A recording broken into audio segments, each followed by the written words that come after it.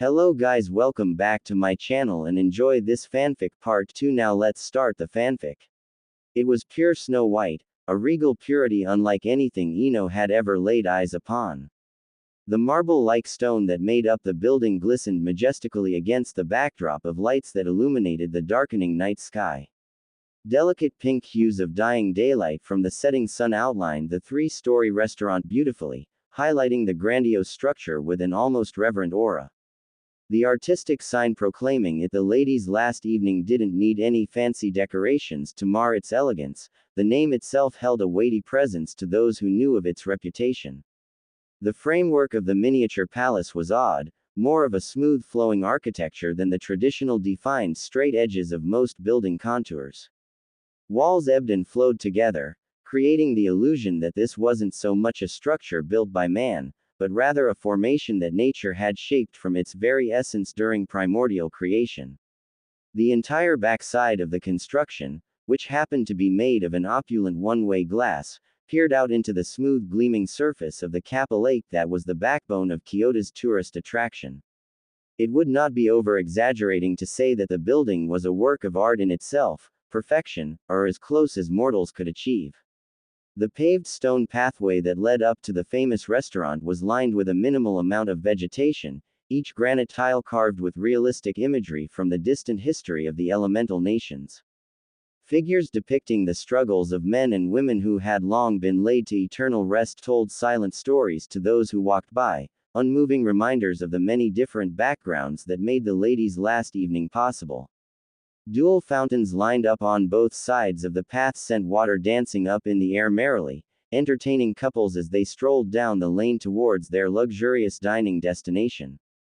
Extending an arm to the still flabbergasted Ino, Naruto grinned from ear to ear as she automatically hooked her arms around the offered limb, enjoying the softness of her body coiled against his. Nothing made a man feel more on top of the world than when he had a beautiful girl in arm. The envious looks he was receiving from the other men who couldn't quite tear their eyes away from Ino certainly didn't dissuade that feeling. The ladies' last evening, gasped Ino in astonishment. How? It costs almost half a year of my pay just to get in the waiting line for a table. Steering Ino down the rather over-the-top trail leading to the entrance, Naruto shrugged his broad shoulders nonchalantly. Well, I know a guy who knows a guy. Ino socked his arm, causing him to laugh. No, really, how did you get us a table here? Who says I have a table? I just thought it'd be a nice place to walk around. Bursting into belly-shaking laughter at Ino's devastated expression, Naruto had to double over in order to keep his balance as his body shook uncontrollably. Tears of mirth rolled down his cheeks as he pointed a shaking finger at the blonde girl. Oh my god, Ino, your face, he wheezed between heaving breaths. Priceless. Naruto, she growled with her arms crossed impatiently over her rather well-developed chest, heedless of the curious stares they were receiving from the rich couples who were walking past. You better not be yanking my chain here. Regaining his composure, the blonde male rested his hands on her shoulders. The warmth from his palms was a pleasant contrast to the nip of nightfall. Hey, trust me a little here, he implored with a gentle smile. I want to show you a good night, and get to know you a little better. Would I lie to you? Melting slightly at his tender tone, and cursing herself for being weak, Ino conceded and linked her arm with his again as they continued on down the path. But really, how did you get us a table here, Mr. Genin Salary? The maidard and I go way back, replied Naruto effortlessly. I sent him a message earlier today and he had a table cleared for us. Well, look at you, Mr. Connections, teased Ino with a wide grin. The heck type of history do you two share that gets him to backlog a bunch of nobles for you? Naruto ruffled his hair with his free hand, smirking arrogantly. Please, people bend over backwards to accommodate the future Hokage. Laughing at his antics, she allowed the deflection of her question to slide for now in favor of the excitement threatening to bubble over as they came closer to the entryway of the five-star restaurant. The ladies' last evening was rated as one of the top luxurious dining establishments in the entire elemental nations, often peaking at number 1 depending on the year. It wasn't just the lovely exterior and interior design, LLE boasted a world-class service team and a culinary staff that drew upon the best talents from across the lands. You could order food from all corners of the globe and there would be an expert chef on hand to deliver excellence to your demands. LLE was hailed by food critics as a culinary heaven that produced nothing short of masterpieces from their kitchens. Ino couldn't wait until she got to go back to brag to the girls about her evening out with Naruto. They were going to be so jealous. As they passed under the archway, soft music could be heard drifting out from within the entryway. Entering, Ino couldn't help but be riveted by the stylishly planned out design. The lighting was dim, low enough to alter the mood, but not so much that it was difficult to see. Artwork lay scattered tastefully around the villa-like interior, ranging from watercolor paintings of far distant lands to pencil sketches of bizarre conceptions wrangled from deep within the artist's darkest dreams. Sculptures, statues and various other artifacts were tactfully sprinkled into the environment, spaced out evenly so that nothing clumped together to create an unbalance to the roving eye. The entire ground floor was a panel of unblemished see-through glass that was laid over a massive aquarium that boasted its own flourishing coral ecosystem that could be seen through the crystal-clear water. Schools of curious nibbling fish and swarms of lethargic cnidarians swam side by side underneath the feet of the diners. Crabs, lobsters and other spiny crustaceans crawled under the crushing blue depths of the gargantuan fish tank, busily poking away at what they found in the colorful reef far below. Each of the lower-level tables was separated into their own private fenced-off areas to ensure maximum privacy for those who had paid a fortune to dine in peace. The low murmur of conversation mixed in amicably with the music being played, adding to the pleasant atmosphere of the restaurant. An elegant dance floor was kept bare at the center of the massive room, a handful of couples floating delicately across the ornate ground to a jaunty tune coming from an orchestra pit filled with seated men and women laboring over their instruments. A massive glass chandelier that was impossible to miss hung overhead, glittering light reflecting from its gems like 1,000 stars. A violinist strolled leisurely between tables, skillfully working his instrument to produce a sweet sound that tickled the ear. A lonely flute could be heard in the background, a wordless poetry tugging mournfully at the heart. In the far corner facing a table with 8 men, a woman wearing a beautiful dressing gown sat in front of a gracefully carved koto, plucking away at the strings while the men chatted and picked delicately at their meals. Scores of work staff wearing formal kimonos of varying styles and fashion that shared the only commonality of screaming class, wandered between tables serving the patrons. A tall dark-skinned man was carefully pouring champagne into a curvy flute with an elongated neck, making conversation with the seated women enamored at his every motion. A woman in a dark blue kimono was carrying a tray with a flaming dish dispassionately towards her table, completely unbothered by the burning heat inches away from her hair, which had been done up to such an extent that it made Ino's look like a 3-year-old's poor attempts at imitation. When they were done, the servers seemed to vanish, fading away to the background to allow their patrons to enjoy their meals in privacy. The eagerness swelling inside almost had Ino jumping up and down with glee. Resisting the urge to pinch herself, Ino instead cuddled Naruto's arm, earning her a slight leering smile from him. She eased off on squishing the side of her breasts against his elbow, not wanting to encourage him too much. She couldn't believe it, she was really here. Ino had always dreamed of being treated like a princess, but being a kunoichi tended to make one a realist. Wanting something doesn't always mean you'll get it. But here she was, about to dine at a place normally reserved for nobility or the super wealthy. Shooting Naruto a speculating look, she couldn't help but wonder just how much she knew about her companion. This whole mysterious friend of a friend business was beginning to bother her. Ino hated mysteries. As the couple in front of them was led away to their table by a smiling server, Ino finally caught sight of the man in charge of running the front for the ladies last evening. He was dressed in a chic gray suit that rested easily on his tall wiry frame, immediately setting him apart from the other staff. A thick golden goatee protruded from a strong chin, winding upwards in a delicate curl that beset his severe expression. His single visible eye glared out harshly from behind a long strand of hair that was brushed carefully over his face, daring patrons to make a complaint. A lit cigarette hung limply from scowling lips, smoke lazily drifting upwards in an endless stream of gray. He looked rather young for such an honored station, but he had greeted each of the couple before them by name, a testament to his position and the power that came with it. Everyone seemed to treat him with a healthy amount of respect. After all, this was the man who, despite their money or status, had the ability to deny them entry as he saw fit. The ladies last evening didn't believe in refunds, and her strict storefront guardian didn't believe in second chances. Catching sight of Naruto, the stern face cracked like dried earth, forming the impression of a smile. The normally pleasant facial expression added to his rather intimidating look rather than detracting from it. Well, he drawled, finally taking the smoldering cancer stick out of his mouth. A perfect ring of smoke was blown in the blonde Jinchuriki's direction. Look at what the wind blew in. I might have to call the busboy to come take out the trash. Naruto smiled back cockily. Hell, Sanji, I'm a bit disappointed. Didn't think such a classy dive would leave garbage lying around. And at the entrance of all places, what were they thinking? The two men shared a hearty laugh before clasping their hands in greeting, the simple handshake quickly morphing into a one-armed hug that involved a lot of enthusiastic backslapping. When they finally broke apart, they sported matching grins on their faces.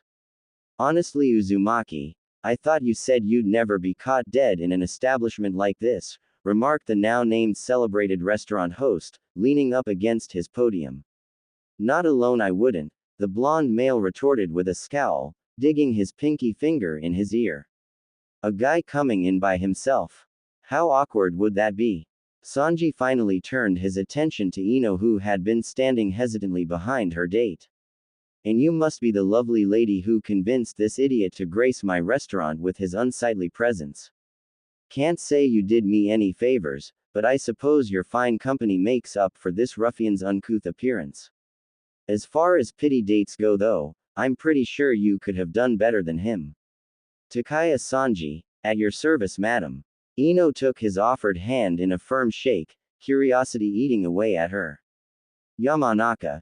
Ino. He couldn't have been much older than Naruto, maybe 3 or 4 years. She had never met any of his friends outside of the Rookie 9 and Team Guy, hell, she didn't even know he had friends outside their group. Pity date, objected Naruto indignantly. Don't mistake me for yourself, Takaya. What was that? Demanded the host as he got up in the blonde male's mug. Don't think just because you're a ninja now that I won't kick your ass. My leg's been itching lately, it must have known you were coming. Ino couldn't help but laugh as the two men scowled menacingly at one another, shooting daggers with their eyes and rolling up the sleeves as if they were preparing to throw down. Knowing Naruto, he wouldn't hesitate to do just that despite their location. Really, boys, she said with hands placed disapprovingly on curvy hips, you're making a scene. And indeed they were. The line that had formed at the front was starting to fill with annoyed-looking aristocrats who had no doubt never had to wait for anything in their lives. A quick glare from Sanji and the grumblings wilted away to nothing. Ah well, I wouldn't want to expose Yamanaka-san to scene of violence on her night out, sighed Sanji dramatically. Follow me, I've got your table all set up. Stifling a giggle as she watched Naruto flip his friend's back off while mockingly twirling an invisible goatee, the pair followed their guide who led them up the grand staircase situated before the dance floor. Ino ran her hand against the smooth hand railing, glancing downwards to catch a glimpse of an enormous angel fish drifting slothfully underneath them. Its single massive plate-sized eye blinked up at her as if winking, causing her to stifle a smile. The second floor mirrored the ground level in design, but was far more spacious and accommodating in terms of the seating arrangements. There was also a stage where a number of elegantly dressed women were performing a traditional flower dance, moving in time and rhythm to the steady beat of an unseen drum. The floors must have been built relatively soundproof as the music below could not be heard over the dull pounding of the hand instrument. Not that I expect someone like you to appreciate this, Naruto, grumbled the older male as he led them all the way up to the third floor. But I got you guys the best seat in the house. Ino gasped as they pulled to a stop at their table. Well, more like their section of the upper level of the floor. There was an entire room prepared with a low-seated dark wood tabletop that was polished to a reflective sheen. The futon cushions were expensive in appearance, practically a silent announcement of a lavish lifestyle, as was the smart bamboo shoebox that was at the entryway. There was no tableware to be seen, presumably they would be getting them when they were served. The window next to the table opened up into the vast expanse of the beautiful nighttime lakeside view. There was even a balcony they could walk out into with a smaller, more intimate table set out with two comfortable-looking chairs placed opposite of one another. The steps leading down to their private balcony put it low enough so that it would not obstruct their view from the table within the room.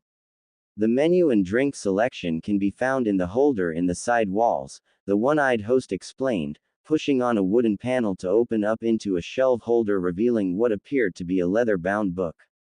Ring the bell when you need an attendant. Giving a short bow, the man gave the couple a small smile before retreating to the doorway. Enjoy your meal. A server will be by to bring you refreshments. Oh, and Naruto, Sanji said as he paused at the entrance. Try not to fuck this up, huh?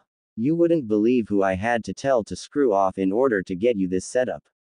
Naruto flipped him the bird, earning himself a smirk and another smoke ring. The bamboo doorway slid shut with barely a sound, leaving the blonde pair to seat themselves. So what do you think so far, Ino-chan? Asked Naruto as he took off his shoes, carefully seating himself across from her without upsetting any of the lavish decorative cloths. It's amazing, she gushed gleefully. Look at the view. The scene outside their window would have made a wonderful inspiration for a painting. A majestic mountainscape stretched up off on the far distant shore, dyed a faint salmon by the final remnants of sunlight as evening came into full swing. The glowing moon hung in the darkening heavens like a serene orb, surrounded by the thousands upon thousands of tiny candle-light of stars that were slowly becoming visible. Boats could be seen lazily drifting about in the water, and at the center of Kappa Lake a massive lit cruise was anchored, an island of civilization in the hub of inky darkness. A soft rap on the doorway was heard before it was pulled back, revealing a young female server in a pink floral patterned kimono. She held herself in a demure kneeling position, showing all the grace and etiquette of a noble raised woman. Please excuse the interruption, honored guests, she intoned shyly. This one's name is Sayuri, and will be your humble attendant this night. She punctuated her greeting with a deep formal bow. If there is anything this one could provide for you this night, please do not hesitate to ring the bell. Sayuri gestured at the long length of golden rope hanging from the ceiling within reaching distance from the table. The two blondes traded perplexed looks as the girl continued to wait patiently in her half-prostrated position at their doorway, unsure of what to do. Neither was used to being treated with quite that much respect.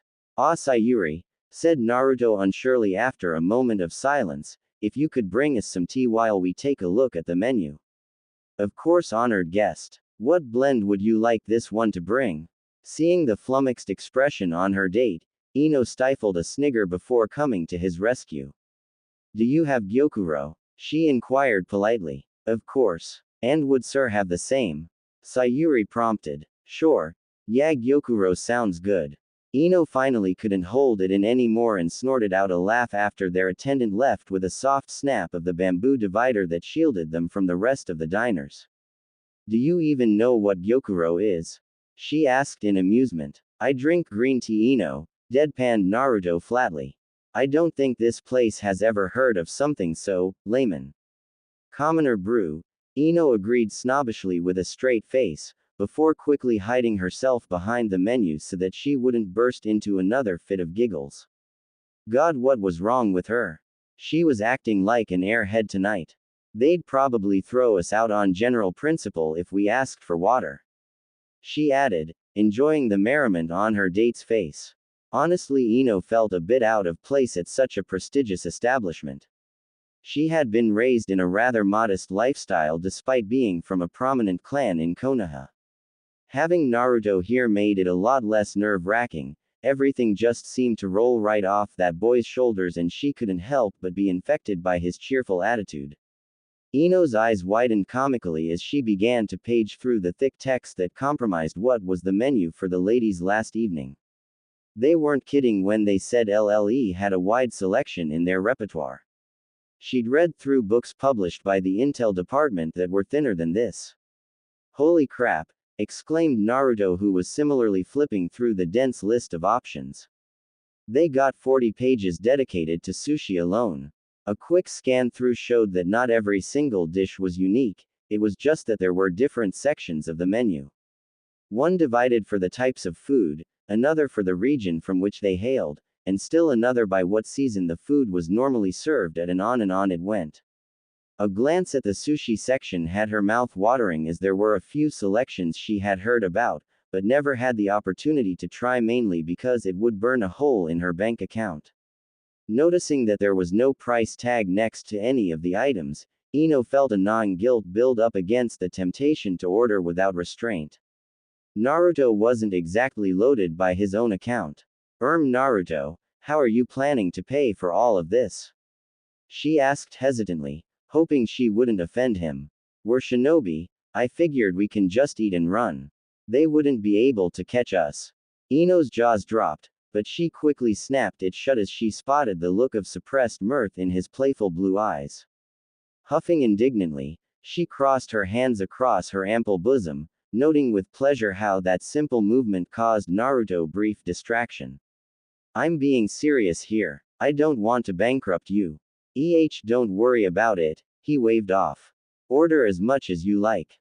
I've got it covered. Tentatively picking up the menu again, Ino shot him a curious glance. Another one of your friend of a friend's? Naruto just wiggled his fingers at her with a mysterious smile. A soft knock announced the return of Sayuri, who brought with her 2 elaborate ceramic cups, one decorated by a gorgeous phoenix for Ino and the other with a flawless dragon coiled fiercely around the mug for Naruto. A bottle of sake along with 2 smaller porcelain cups was also placed down at the table next to the pot of tea. Spring Daisoke sake, their attendant explained, seeing their confusion.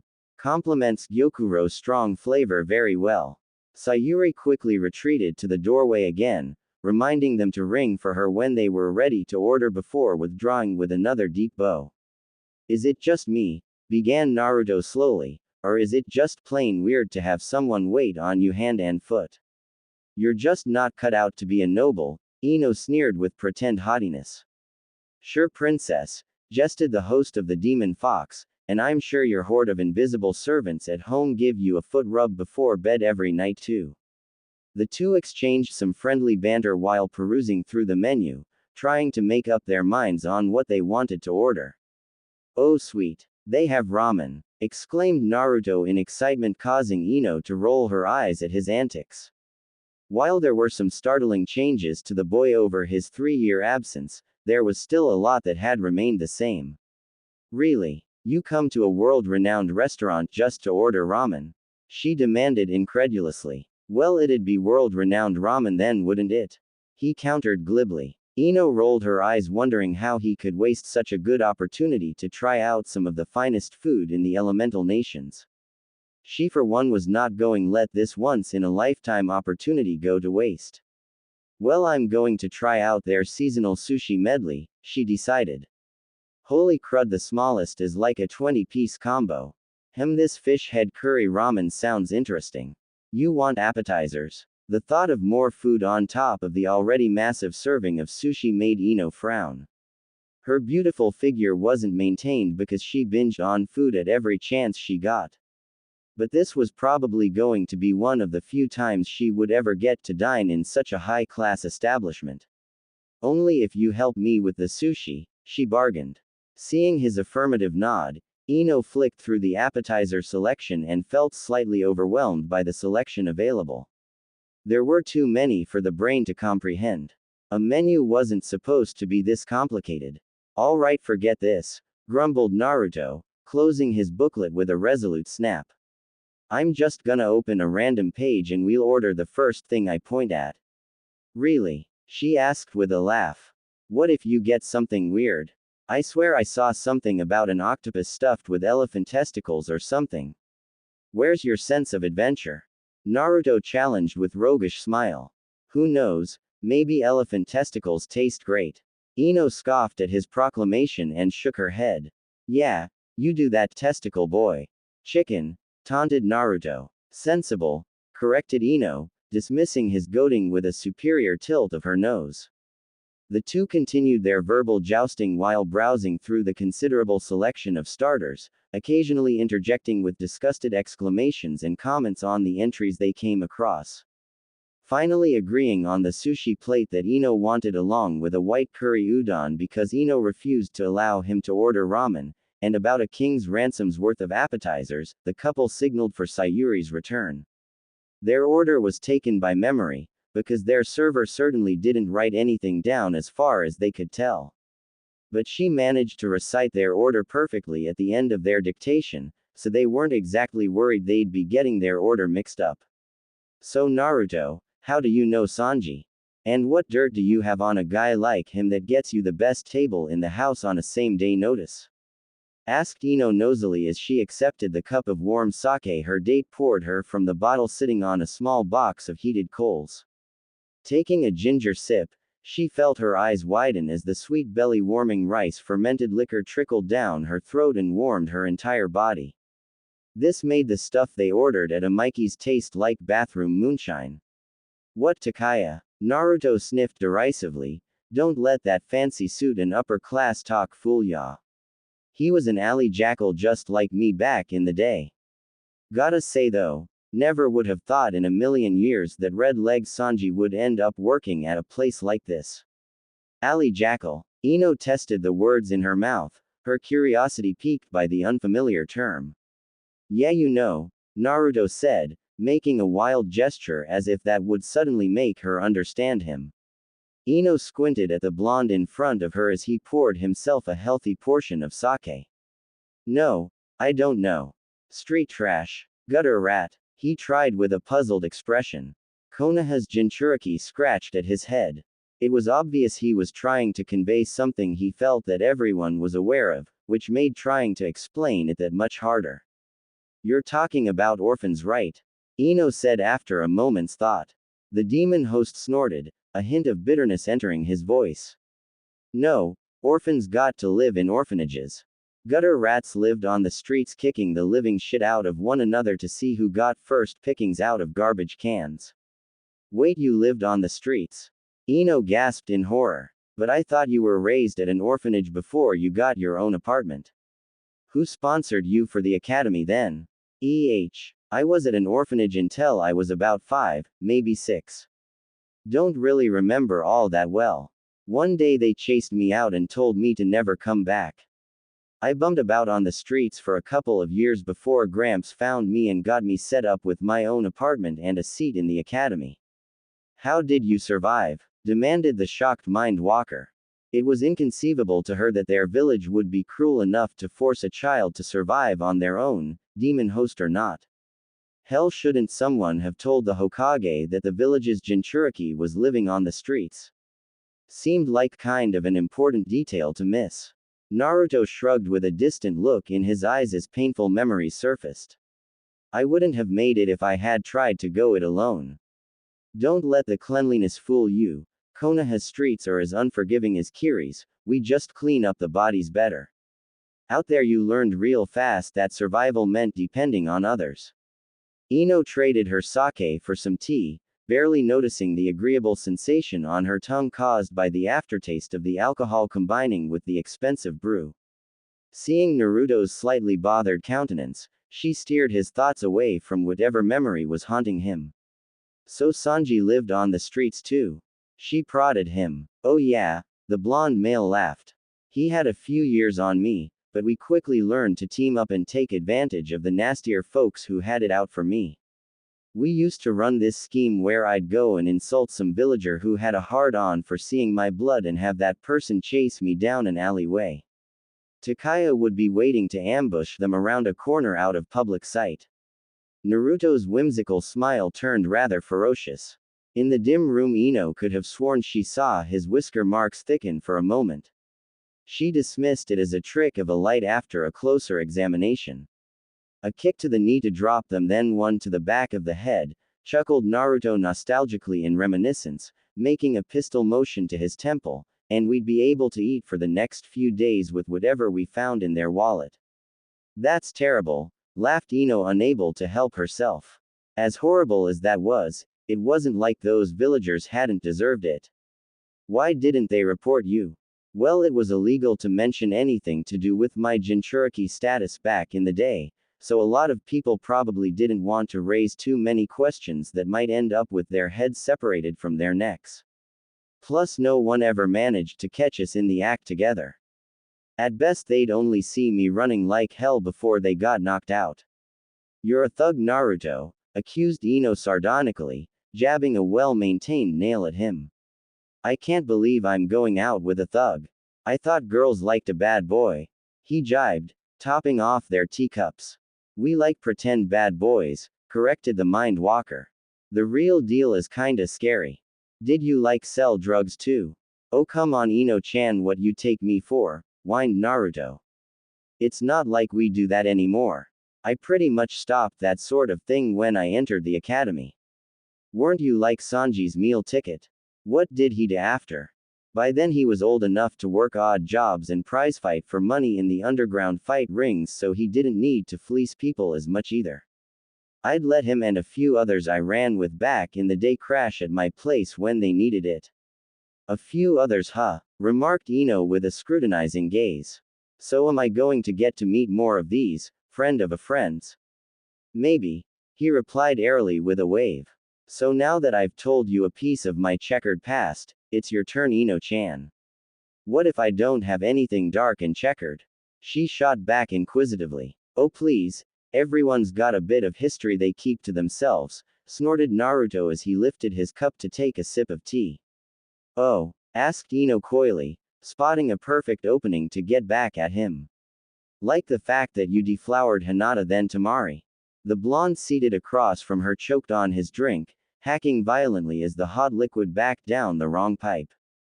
Ino tossed her head back and laughed uproariously as her date struggled to regain his breathing rhythm from her surprise attack. Damn, you girls really do tell each other everything, mumbled a red-faced Naruto under his breath. Whether the redness was the result of choking on the tea or embarrassment was hard to say. I feel all sorts of cheap, the Yamanaka heiress mock complained. You're like sloppy thirds in our group. Naruto chuckled good-naturedly, wiping the last of the liquid from his chin with a napkin. Well, they didn't have any complaints, did they? He asked brazenly. Ino flushed and turned from the mischievous look he was giving her. No, they certainly didn't. A few drinks in had both Tamari and Hinata drunkenly sharing their exploits with the blonde Jinchuriki. It still burned her ears to think about some of the mind-boggling things Naruto had done to them. The boy apparently spared nothing when it came to helping his lover achieve satisfaction. Didn't think so, smirked the blonde male. So back to you, Ino. Dark and terrible secret. Now, I don't have any, she insisted, shrinking in her seat. Oh come on, protested Naruto. You've got way too much dirt on me as it is. It's only fair. Oh fine, fine, she relented. Pausing to give it some thought, a particular memory shot to the forefront of her mind, much to her internal humiliation. Shooting the blonde male who was watching her with eagerness, she gave him a hard glare. You better not tell anyone what I'm about to tell you, Naruto. He made a crossing motion over his chest with his finger, then mimed zipping his mouth shut. I mean it, Naruto, if this gets out I'm gonna kick your ass. She threatened, waving a fist in his face. It's like you don't trust me, he snarked back smartly. Fine, Ino said while crossing her arms. Probably the only reason I'm telling you this is cause of all the alcohol I've consumed tonight. Still hesitating, she glanced back uncertainly at Naruto. Seeing the puppy dog eyes he was sending her way, she caved and finally surrendered to his go-on motions. Sakura and I used to practice kissing together back in our academy days. Naruto's eyes widened and he burst out into a fit of laughter after a moment of disbelief. It's not that funny, protested Ino weakly, her cheeks warm with mortification. Was this before or after you two became rivals? Asked Naruto after he regained his composure. After, Ino admitted embarrassedly. Practicing for the emo duck butt king the first take it. Snickered the blonde male. Now it was her turn to laugh. The moniker brought an oddly accurate image of the 12-year-old Sasuke to her head. What did you call him? What, the emo duck butt king? I thought everyone knew that one. Oh wait, you were a fangirl. Probably no one told you cause they didn't want to receive a beat down. Ino gave him the double one-finger salute from across the table, half tempted to lob something at him. But she didn't want to get thrown out of the establishment for rowdy behavior, not before they got their food anyways. Well, I certainly like a freaky girl, hummed Naruto, flashing her a dazzling smile. Ino's stomach did a little flip-flop, causing her heart to skip a beat. So what were you and Daddy talking about? She quickly asked, hoping to change the subject. Just regaling him with tales on how I pulled one over the intel department back in the day. Apparently they never figured out how I managed to sneak in and out of their interrogation facility without anyone noticing. Course, that didn't stop them from pinning it on me.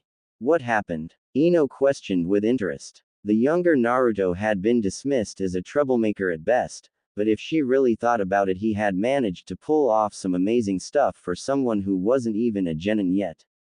How many 12-year-olds managed to outrun Anbu? Or put one over the Hokage?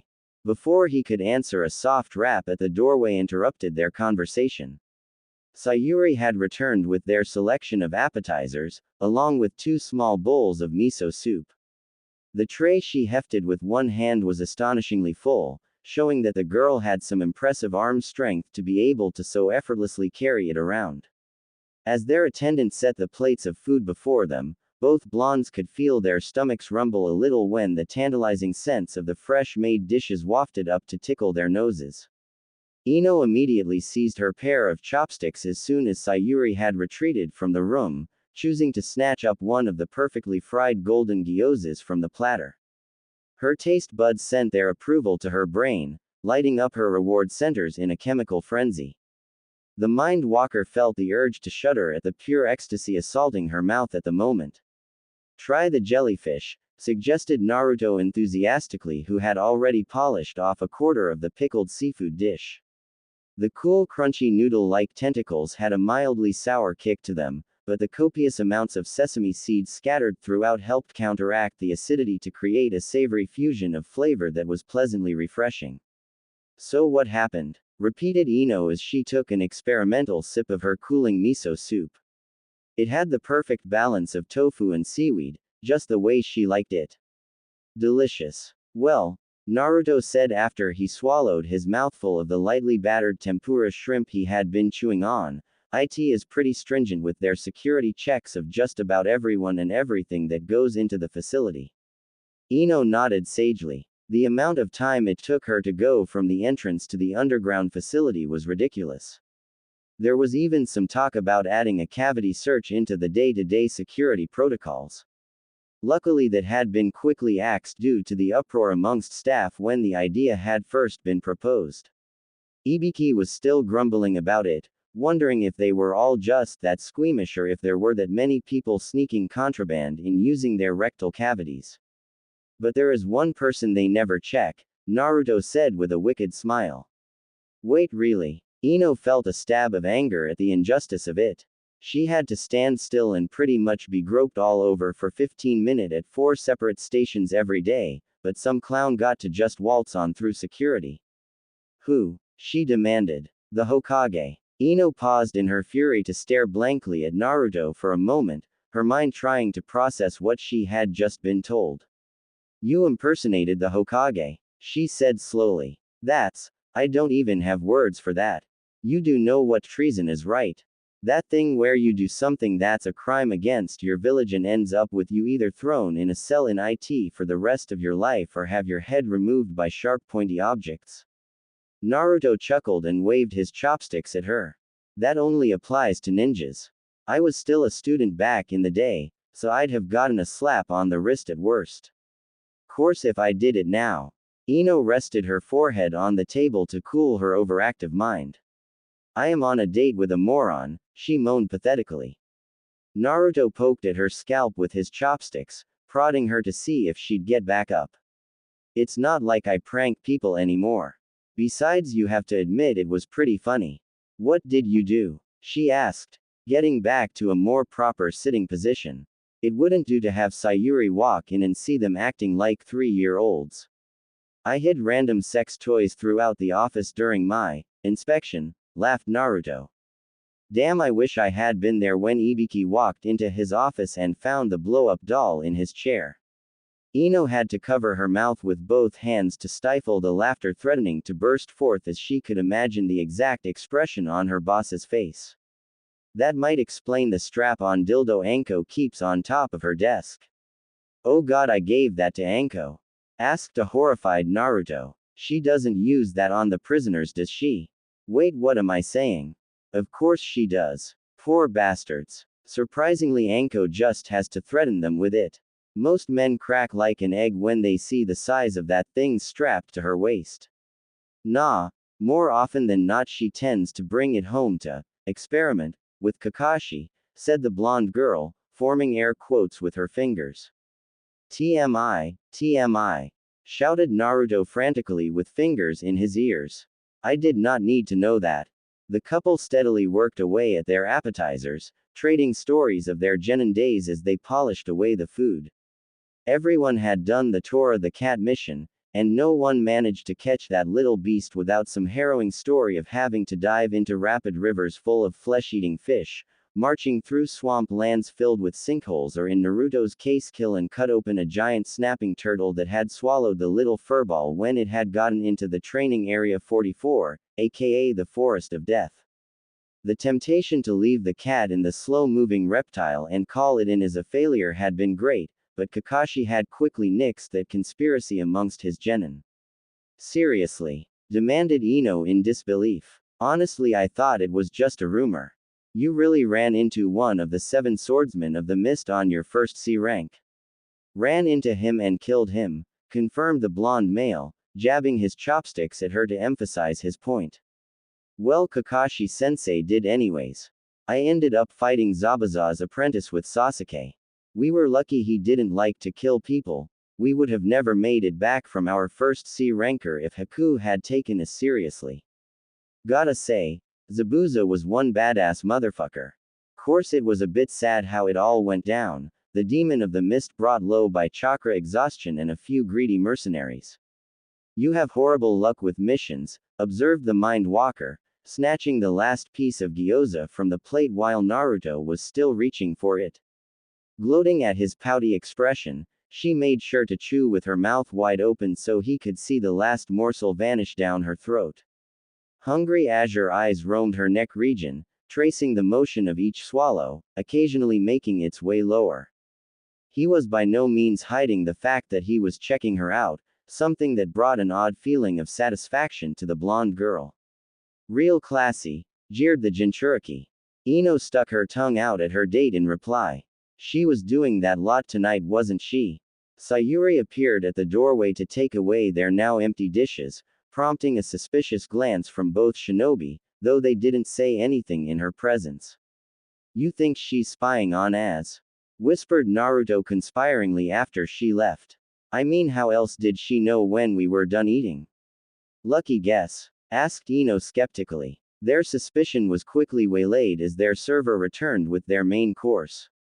The ladies last evening certainly delivered in terms of the presentation of their food. The white curry udon was exactly as advertised, not a speck of color besides white could be seen in the dish. Everything from the broth down to the vegetables had been dyed a milky hue, turning the normally hearty presence of the soup dish into a tranquil pond. It was like staring at a Zen garden except in food form. Ino's sushi dish had an even more mysterious appearance. At first she wasn't sure what Sayuri had set before her. It was a plate covered by a large glass dome filled with a cloudy white mist that obscured the contents from view. When the cover was removed, the vapor quickly dissipated, but not before chilling Ino's skin as it escaped into the atmosphere. The 20 pieces of handcrafted sushi were placed inside a ceremonially decorated bento box, complete with painstaking artwork depicted lovingly along the sides. There were exactly 20 compartments, each of the bite-sized morsels contained within a work of art in of itself. It was almost too pretty to eat in her opinion, but she certainly wasn't here to admire at the food. Taking up the steel chopsticks that had been placed in front of her, Ino glanced at the card placed on top of the dish, instructing her to start eating from the top right and moving left and down and starting the process again at the next row. Snatching up the first of the tantalizing delicacies, topped with what appeared to be a thinly sliced salmon piece decorated with cod roe, she carefully worked the entire sushi roll in her mouth. Her eyes widened in surprise at the firework of flavors that had exploded on her tongue, nearly choking as the fresh wasabi brushed on the bottom activated like a kick to the face from Rock Lee. The harsh dry stinging in her nose caused tears to well in her eyes, but the enhancement to her palate brought on with the pairing of the spicy mustard was undeniable.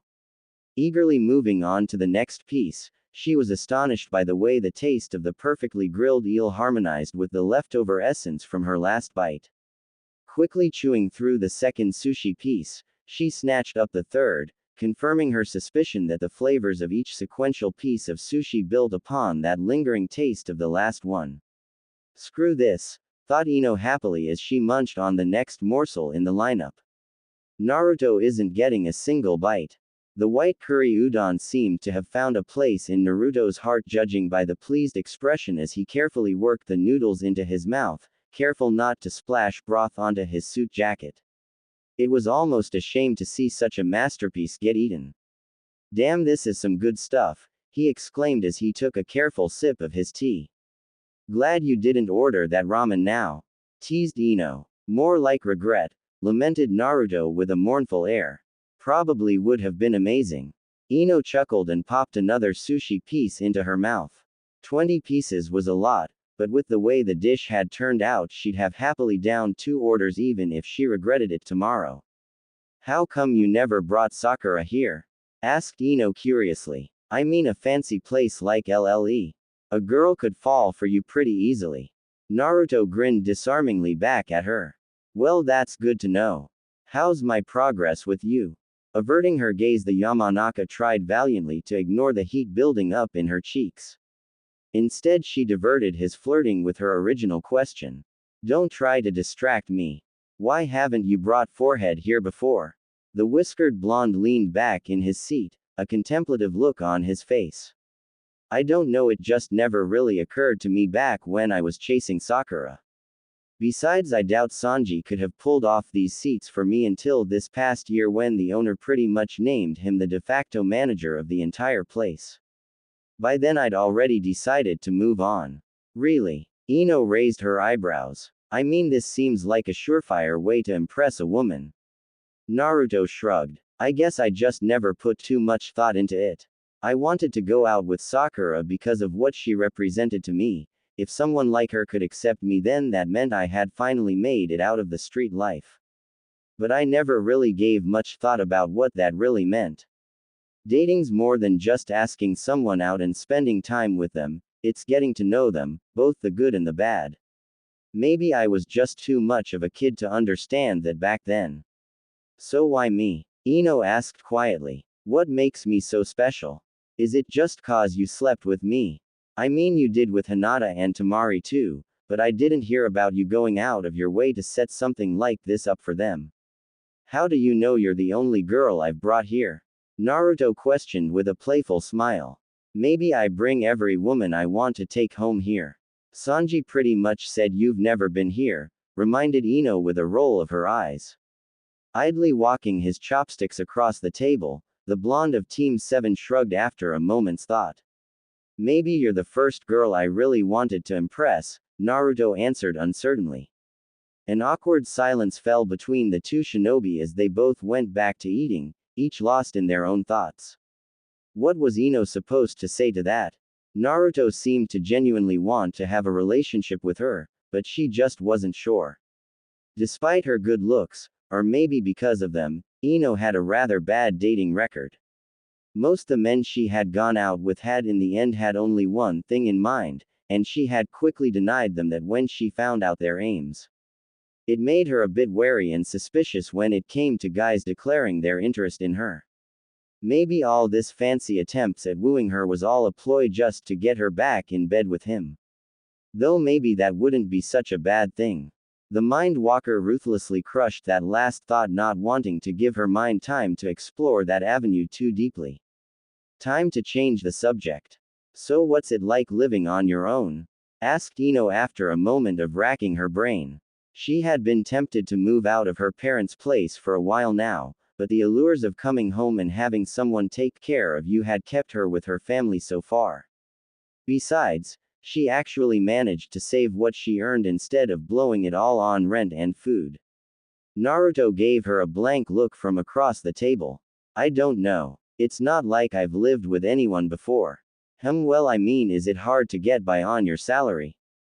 I've been thinking about moving out, but it just doesn't seem worth it at this point in my life. The blonde shrugged. I managed to make ends meet. Though back earlier in my career it was a lot harder. Gramps paid for my rent up until I actually made genin, but once I got the headband I was getting by on what I could make off D ranks and the pitiful pocket change they hand us as our salary. Ino winced as she recalled just how much that was. She could blow it all in one shopping spree and probably not even get a quarter of what she wanted. Hey, if S rankers don't pay out, how the heck are you living so well? She asked as the thought occurred to her. Having been inside Naruto's apartment, it certainly wasn't what you would expect of someone getting by paycheck to paycheck. Bounties, he replied simply. That's the one high point on S-rank missions if you're careful and have the time. Bounties. Sure. You're sent deep into enemy territory, you're bound to run into someone famous and worth a lot of money to some other country looking to collect their head. That's my compensation for running an S-op. Ino grimaced as she imagined a bearded Naruto running around with a bloody sack full of heads thrown over his shoulder like some psychopathic Santa Claus and shuddered slightly at the image. I've paged through the bingo books, some of them are worth a lot. I think Asuma-sensei was somewhere in the millions, she said. How often do you manage to run into someone like that? Surprisingly not all that often, Naruto laughed. It's not a guaranteed thing, but when you do, the payout's nice. Save up some of that cash instead of spending it all, some careful investments and voila. No need to worry about money. Investments? She probed, quirking an eyebrow at him. Yeah, I have a stake in 3 companies, one's a shipping business out of Wave Country. A friend of mine came to me with the idea a few years ago looking for capital to fund his venture, and I handed him some cash before I pointed him towards Wave. I also got partial ownership of a coffee bean plantation near Suna and a company that's trying to build sky ships. Sky ships? Asked Ino in disbelief. That sounds like something out of fiction. Well, it's more like a giant balloon with a ship hull tied to the bottom and propellers on the back, explained Naruto. They already have a prototype that works on a small scale. They just needed funding for building larger ones. I mean, can you imagine it? Flying ships. It'd pretty much negate all the terrain issues we have in traveling. You could bypass bandits and other dangers by floating on overhead. Plus they'd make for excellent observation posts in enemy territory. Most jutsus don't have that good of a range. Ino mulled over the idea in her head, not quite able to wrap her mind around a floating ship, or the fact that Naruto of all people had financial investments. She'd heard the term thrown around once or twice at clan meetings, but beyond that she didn't know too much about it. Have you had any returns yet? She asked skeptically. Well, the shipping business is doing well, and the coffee bean plantation's first batch of crop is set to be harvested soon. Most the money I've made off the shipping company has been funneled into the other 2, so I haven't seen much return yet, but once the sky ship manufacturer sets up shop I figure I can pretty much retire, he replied smugly. Right. Like you'd know what to do with yourself if you stopped being a shinobi. Laughing at the gloomy storm clouds forming over her date, Ino continued eating her dish. You're so mean, Ino-chan, moaned Naruto. I call it like I see it. she replied around another mouthful of exquisitely handcrafted sushi. Their good-natured banter continued on throughout dinner, and the two blondes took the time to learn more about each other. It really was surprising how little they had known about the other given how long they had been friends, but perhaps that was more due to their association as the Rookie Nine than a real friendship to begin with. The two friends finishing off their meal with gusto, unminding of table manners as they fought over the last scraps of food before Sayuri returned to remove the empty dishes. If their attendant felt anything was out of place seeing the blondes throwing wadded-up napkins at one another from across the table, she masterfully hid her feelings on the matter. For dessert they had ordered a simple pecan chocolate chip waffle dish served with 3 scoops peanut butter ice cream drizzled with a fine white sauce that Ino couldn't get enough of. Inexplicably there were also strips of crispy thick-cut hickory smoked bacon ringing the edges of the plate. A strange combination to be sure, but it went unexpectedly well together. Ino had been pleasantly surprised when Naruto had asked Sayuri for the peanut butter ice cream in place of the vanilla, flattered that he had remembered the small detail she had shared with him about herself. The amount of care and attention he showed her was both exhilarating and distressing at the same time. She couldn't help but find herself intrigued by her blonde companion, the idea of them being together slowly gaining traction much to her shock. Ino was currently at the pleasantly buzzed stage of drinking, not so much so that she wouldn't be able to walk straight, but she was beginning to find everything funny. The young couple had migrated outside to their balcony table, enjoying the refreshing night air now that the sun had set and the stars were out. The cloudless night was picture perfect, the full moon seeming unusually close to the planet as it loomed overhead. A nearly empty bottle of wine of an unknown brand and year that Sayuri had brought them along with their dessert lay midway between the two shinobi, their mostly empty glasses held loosely in hand. No, seriously, laughed Ino as she took another sip from her wine. Why the heck are you so afraid of ghosts? I don't know, groaned Naruto as he leaned back in his seat, one arm thrown casually over the backrest. It just doesn't seem right, you know. If they do exist, God knows how many are following me around after the number of people I've killed. An imaginary line of angry dead shinobi following the Jinchuriki everywhere popped into Ino's head and she tittered at the image. It's not funny, Ino, he whined. I mean, what if they do exist? Even if they were, they can't do anything to you, Naruto. Well, I don't want a bunch of dead assholes hanging around watching me poo. Ino spluttered out a mouthful of wine as she cackled at her date's distressed retort. The picture of a couple hundred dead spirits trying to squeeze themselves in a stall with Naruto squatting over the toilet sent her into stitches. Naruto continued to pout as the pretty mind walker fought to regain her breath. After reducing it to a handful of giggles, Ino reached for another refill of the tasty red wine only to have a few drops come out. Ah, she said with a crestfallen face. I think that's enough drinking for the moment, said Naruto gently as he took the now empty bottle of liquor out of her hands.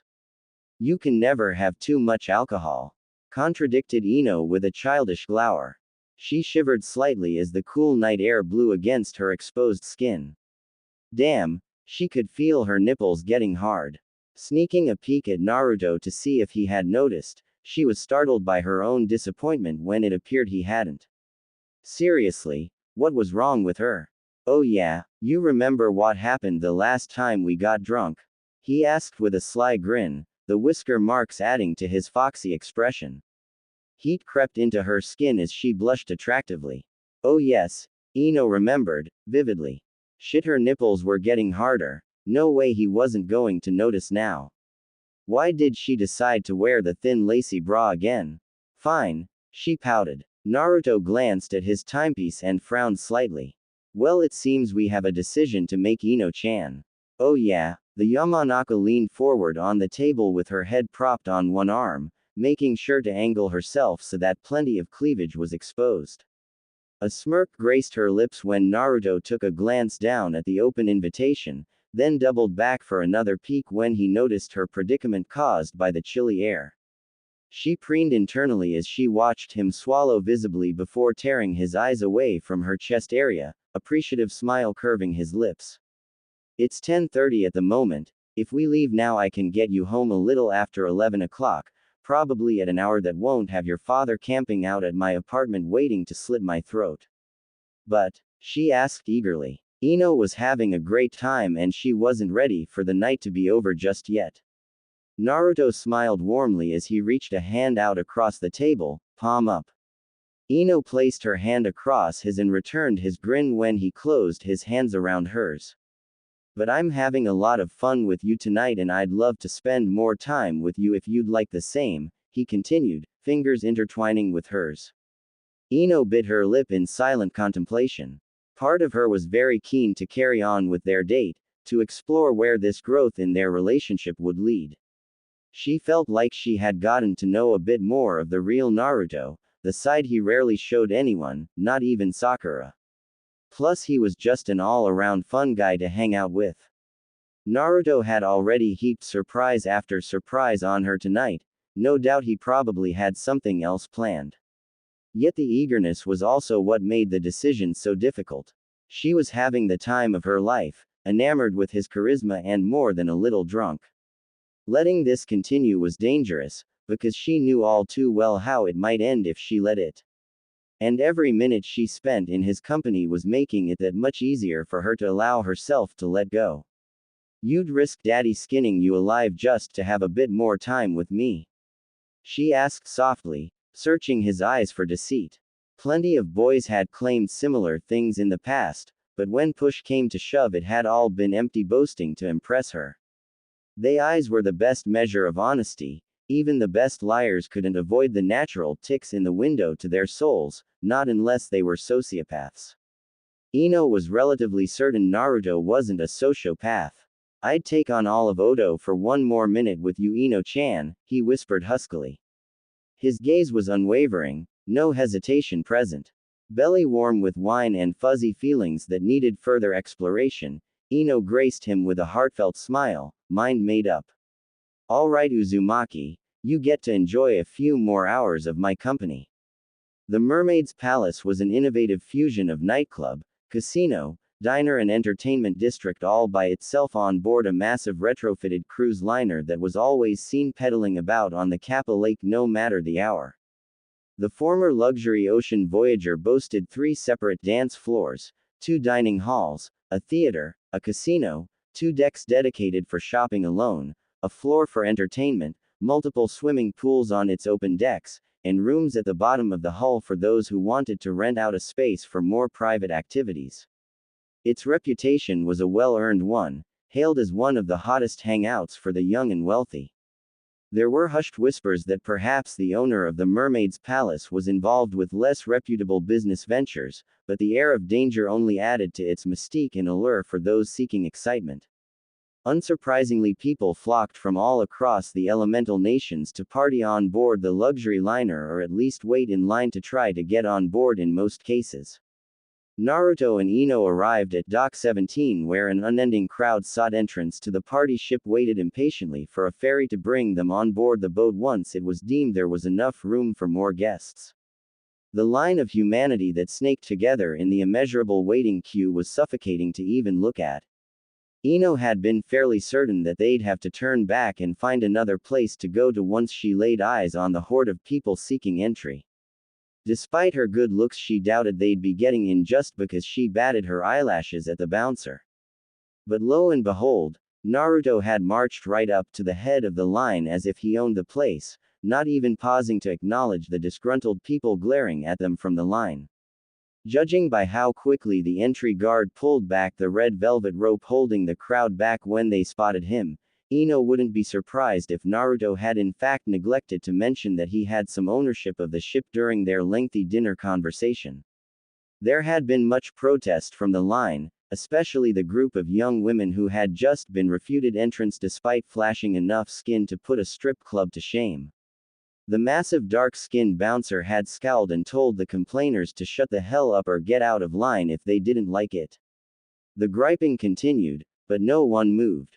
Naruto led Ino to a smaller, more private boat, away from the crowded ferry most the other disgruntled line waiters were being packed onto. The reserved boat was a miniaturized version of the larger transport, with generous spacing where a group of less than 10 could seat themselves comfortably in the lavishly designed interior. Despite the other boats still being grounded, a nod to the captain from Naruto had them taking off for the glowing dot in the distance without further ado. 10 minutes of light snacking washed down with some soft drinks and they had found themselves on board the massive cruise, unmolested by the security personnel that had simply moved aside as they waltzed past the checkpoint where dozens of others were being searched. Ino was getting ready to interrogate her date on just what kind of connections he had with the luxury cruise party line, but put it off in favor of admiring the dance floor they found themselves on once past security. Hundreds of people were swaying and bouncing to the psychedelic beat blasting from the speakers, the semi-darkness and blinking strobe lights illuminating flashes of sweat and skin. The dizzying flashes of color was a shock to the senses, ugly if examined closely, but absolutely mesmerizing if you weren't sober. It was doubtful anyone here was sober. People rocked to and fro in time to the sound and slight shift of the waves, all dancing like it was the last night of their lives. There was something primal about the movement of the dancers, as if the music called up something so old and deep within humanity that the higher conscious couldn't truly express in anything less than motion. The blonde girl found herself on the end of more than one lecherous stare as they cut through the crowd, but the gawkers quickly looked away when Naruto shot them a menacing glare. The few that had dared reach for her quickly withdrew their hands when he bared his teeth at them in a growl noticeable even through the din. Naruto rested his hand on her lower back gingerly, gently steering them between frantically rushing club goers. His large frame easily shielded her from being jostled by the other guests on board the ship, more than once sending some inattentive person reeling backwards. Though she didn't need the protection, Ino greatly appreciated the gesture. The bar was crowded, but Naruto had volunteered to get them some beverages while they considered their next plan of action. After receiving a warning not to accept any drinks from strangers, and returning with a, "Do you think I'm stupid?" glare, Ino found herself alone by the tables, watching the writhing crowd with interest. Clubbing had never really been her thing, but she'd been to a few with the girls. None quite as big as this one though. "Well, hello there, little lady, you look like you could use some company tonight." Ino turned and raised a golden eyebrow at the three men who had approached her from behind. The dark markings on their skin branded them as members of the Yakuza, criminal empires that span beyond villages and even nations. These sophisticated mobsters did everything from threatening the local mom and pop store for protection money to running the intercontinental opium trade that had its poisonous fingers in just about every walk of life. On general principles, shinobi didn't mess with these ruffians unless they were directly related to the mission objectives. Ninja might be stronger, faster and better killers, but there were a lot of Yakuza. Enough that if they ever decided to start trouble it would prove troublesome, to borrow Shikamaru's catchphrase, even for a village full of shinobi. "I'm fine, thank you," she replied tersely. Turning to move away, she found her arm trapped by the lead man, a shirtless thug whose eyes gleamed with naked lust as he stared at Ino. The blonde felt a shiver of disgust build in the base of her spine. There was hardly any doubt what this vulgar animal wanted with her.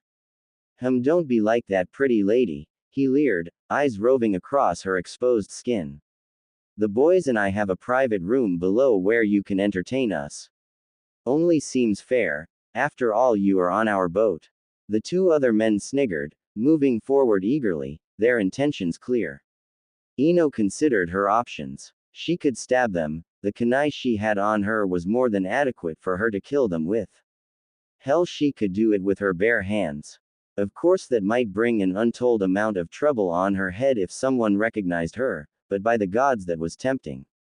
Screaming went against her pride as a kunoichi, and it was doubtful she could be heard over the noise or if anyone would even help anyways. Jerking her hand back, she glared at the three men, one of her hands snaking towards a hidden kwani.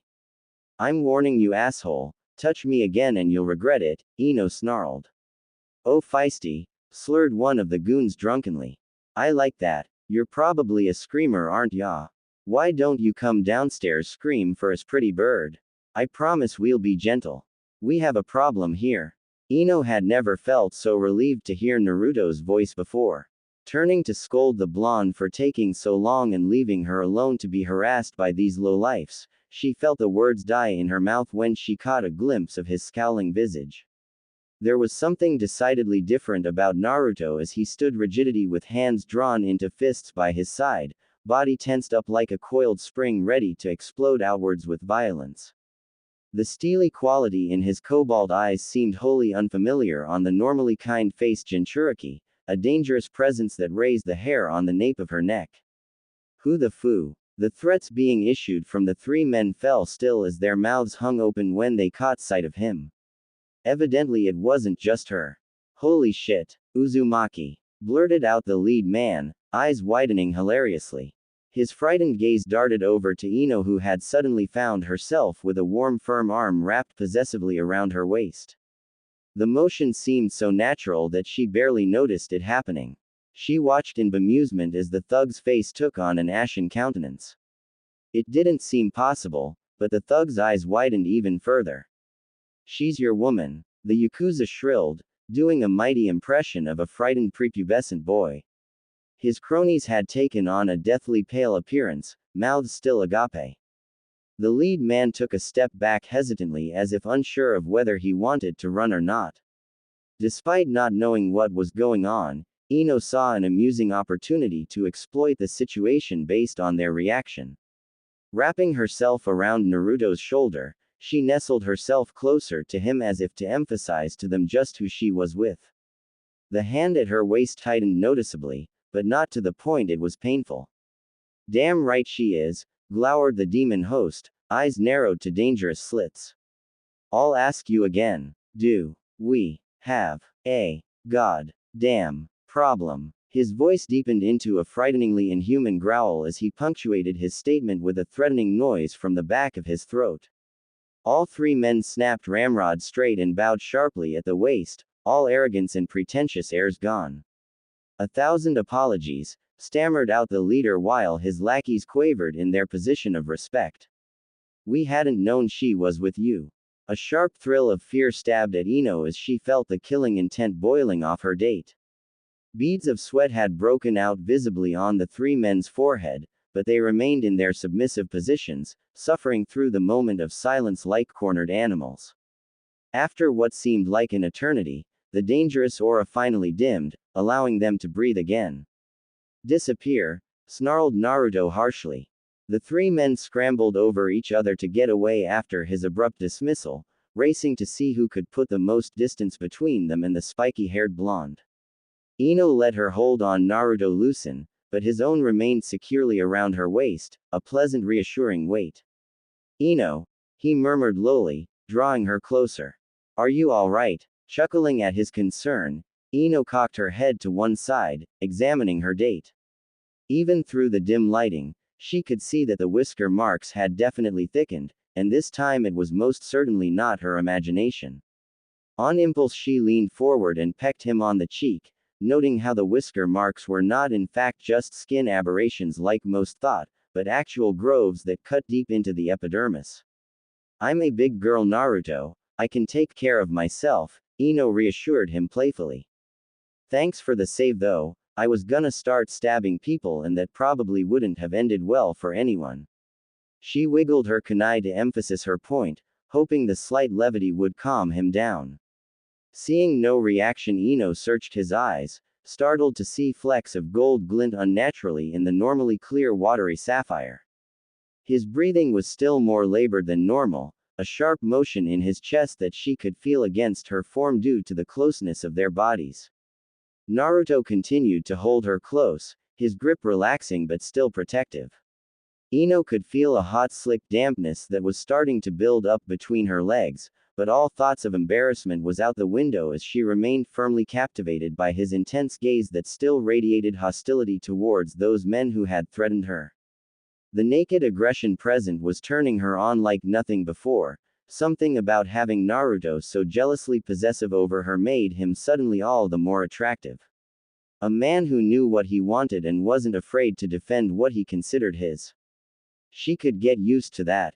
The noise and sights of the people around them seemed to fade away to nothing. Ino leaned forward unconsciously, lips parted, noting absently how Naruto was inching towards her as well. Well, Mad Dog Uzumaki still has what it takes to send my men running like the little puppies that they are. The amused purr broke the two blondes out of their trance, and both took a hasty step back, cheeks flaming with mortification at their interrupted moment. The woman that had addressed them was garbed in a deep mahogany dress with a ferocious golden dragon embalm that coiled around her like a living thing. She had a striking face that overshadowed her full bosom, the classic beauty of her appearance almost unreal to take in. Dark midnight locks fell around her shoulders like a luscious drape, her ruby lips clamped sensually around a long wooden pipe sending smoke curling in the air. The only thing that marred her perfection was the rough uneven skin around the left side of her neck, the remnants of a burn etched in the form of a spider web pattern that stretched down past the plunging neckline of her dress. She did nothing to hide the blemish, bearing the remnants of her wound proudly for the world to see. Around the Amazonian beauty standing like silent stone sentries were half a dozen sharply dressed men fanned out in a protective circle around their leader. All bore the same dark web marking on the left side of their neck, just barely visible over the collar of their dark suits, homage to the woman before them. The assortment of blades and various other instruments of war had party-goers carefully skirting around the hostile-looking group. Crap, more Yakuza, thought Ino, tensing up. She was startled to notice how her companion relaxed visibly at the appearance of this woman rather than get more agitated. Madam Sin, Naruto intoned, dipping his head respectfully, though there was a hint of mockery in the gesture. It has been far too long. The older woman shook her messy raven curls with a huffy toss of her head. Indeed it has, Naru-chan. I hear you've been back for almost a year now. It took you that long to come visit me. A pout would not have looked out of place given her playful tone of voice, but her glacial features were all business. Ino could feel the curiosity burning inside her. There were so many questions she wanted to ask at that moment. Why were the Yakuza scared of Naruto? Who was this woman? Just how much of his past was he hiding from his friends? From her. Naruto laughed sheepishly, rubbing the back of his head with a free hand, unaware of the hole being burned in the side off his skull by a set of curious eyes. Time keeps getting away from me. I was planning to come see you, honest. The regal-looking woman rolled her eyes. Why don't you introduce me to your lady friend here? Ino Yamanaka, meet Misato Kurosaki aka Madam Sin, said Naruto as the women exchanged a polite but rigid inclining of their heads. If there is something illegal, questionably legal or questionably real, she's the woman to go to if you need to get your hands on it. Flatterer, reproached Misato expressionlessly with a puff of her pipe. Don't think a few honeyed words will make me forgive you so easily. You'll have to earn your redemption, Naru-chan. Ino felt somewhat self-conscious as the older woman eyed her up and down, not bothering to hide the fact that she was examining the younger girl. She was hardly insecure about her appearance, but Misato would put most models to shame despite her scars.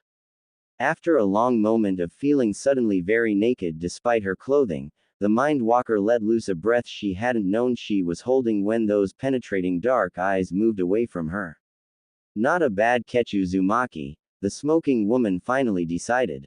First girl you bring around and I'd give her a 9 out of 10. She wailed in bed. Ino's mouth hung open in utter shock at the shameless question that had just been issued about her. In front of her, the group of stoic-looking Yakuza didn't even so much as bat an eyelash at the crass inquiry. Like an animal, affirmed Naruto with a teasing squeeze to Ino's side, causing her to blush harder. Well, I'll up it to a 10 then, the older woman commented.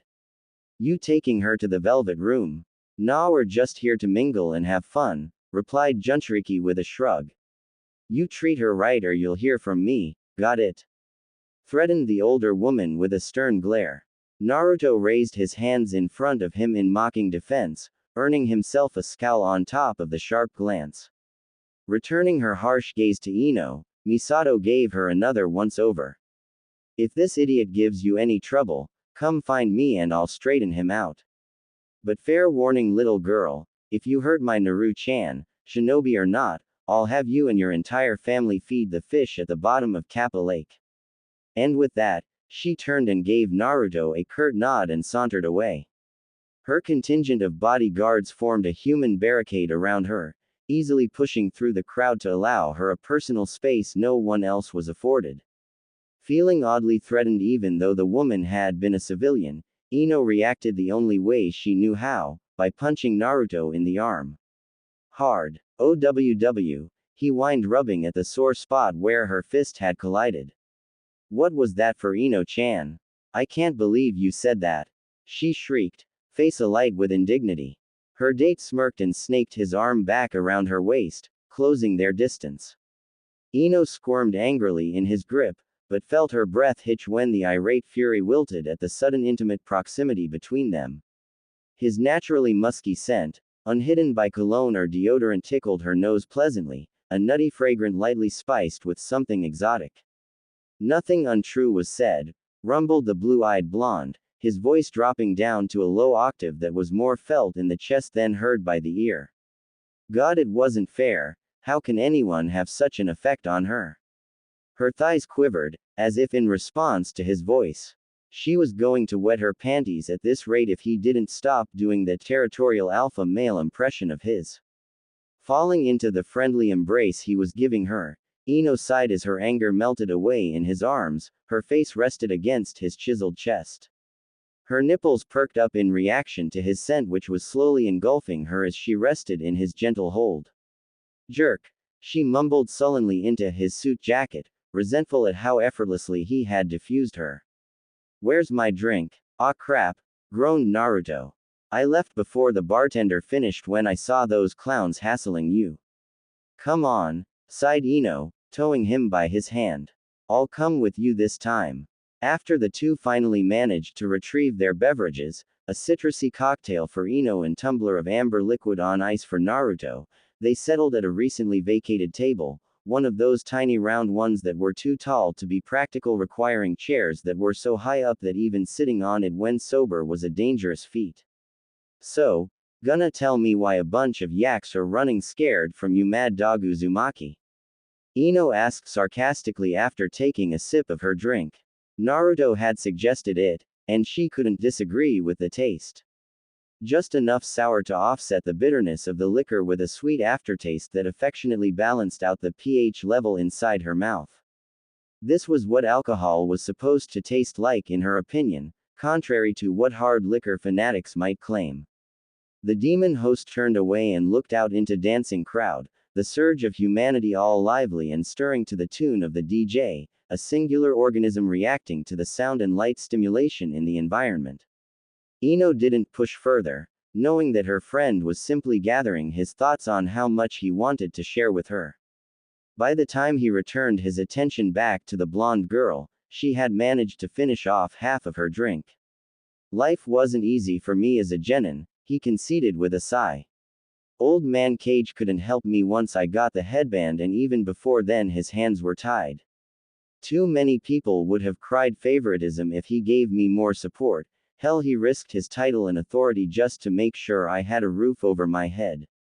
I never would have been able to live on my own and put food on the table with my earnings as a genin, not with the way the villagers charged me anyways. Ino scowled sympathetically as she thought about all the people that had made Naruto's life hard. She really had to wonder how growing up like that he hadn't turned out similar to Gaara when they had first met him. It would hardly have been surprising if he had. Assholes, she groused, earning her an appreciative upwards turn of the lip from her friend. There was another long spell of silence as he examined the crowd intently. Finally he turned, opening his mouth several times and pausing, as if unsure how to phrase what he wanted to say. I had to do some side jobs for a while to keep things going.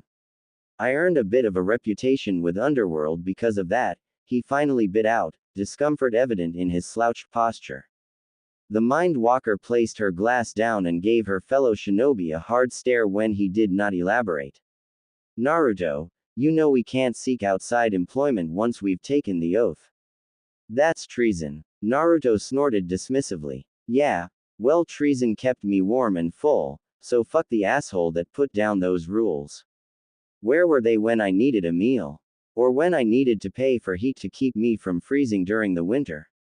Ino looked away from the angry blonde, feeling for his situation, but torn knowing her friend had broken one of the cardinal rules of being a shinobi.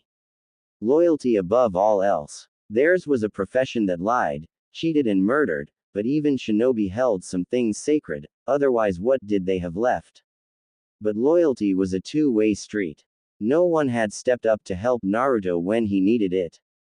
Ino certainly hadn't. He had done what was necessary to survive. How can she fault him for that?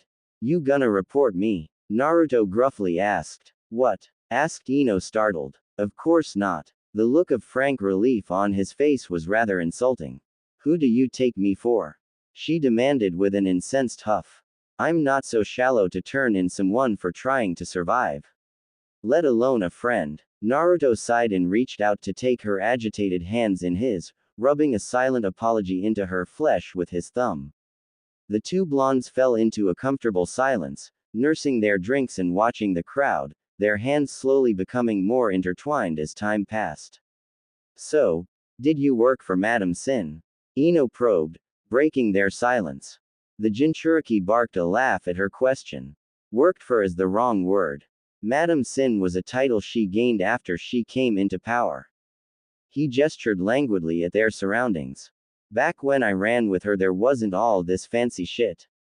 She was just Misato, a fellow former street urchin albeit older and more settled in life.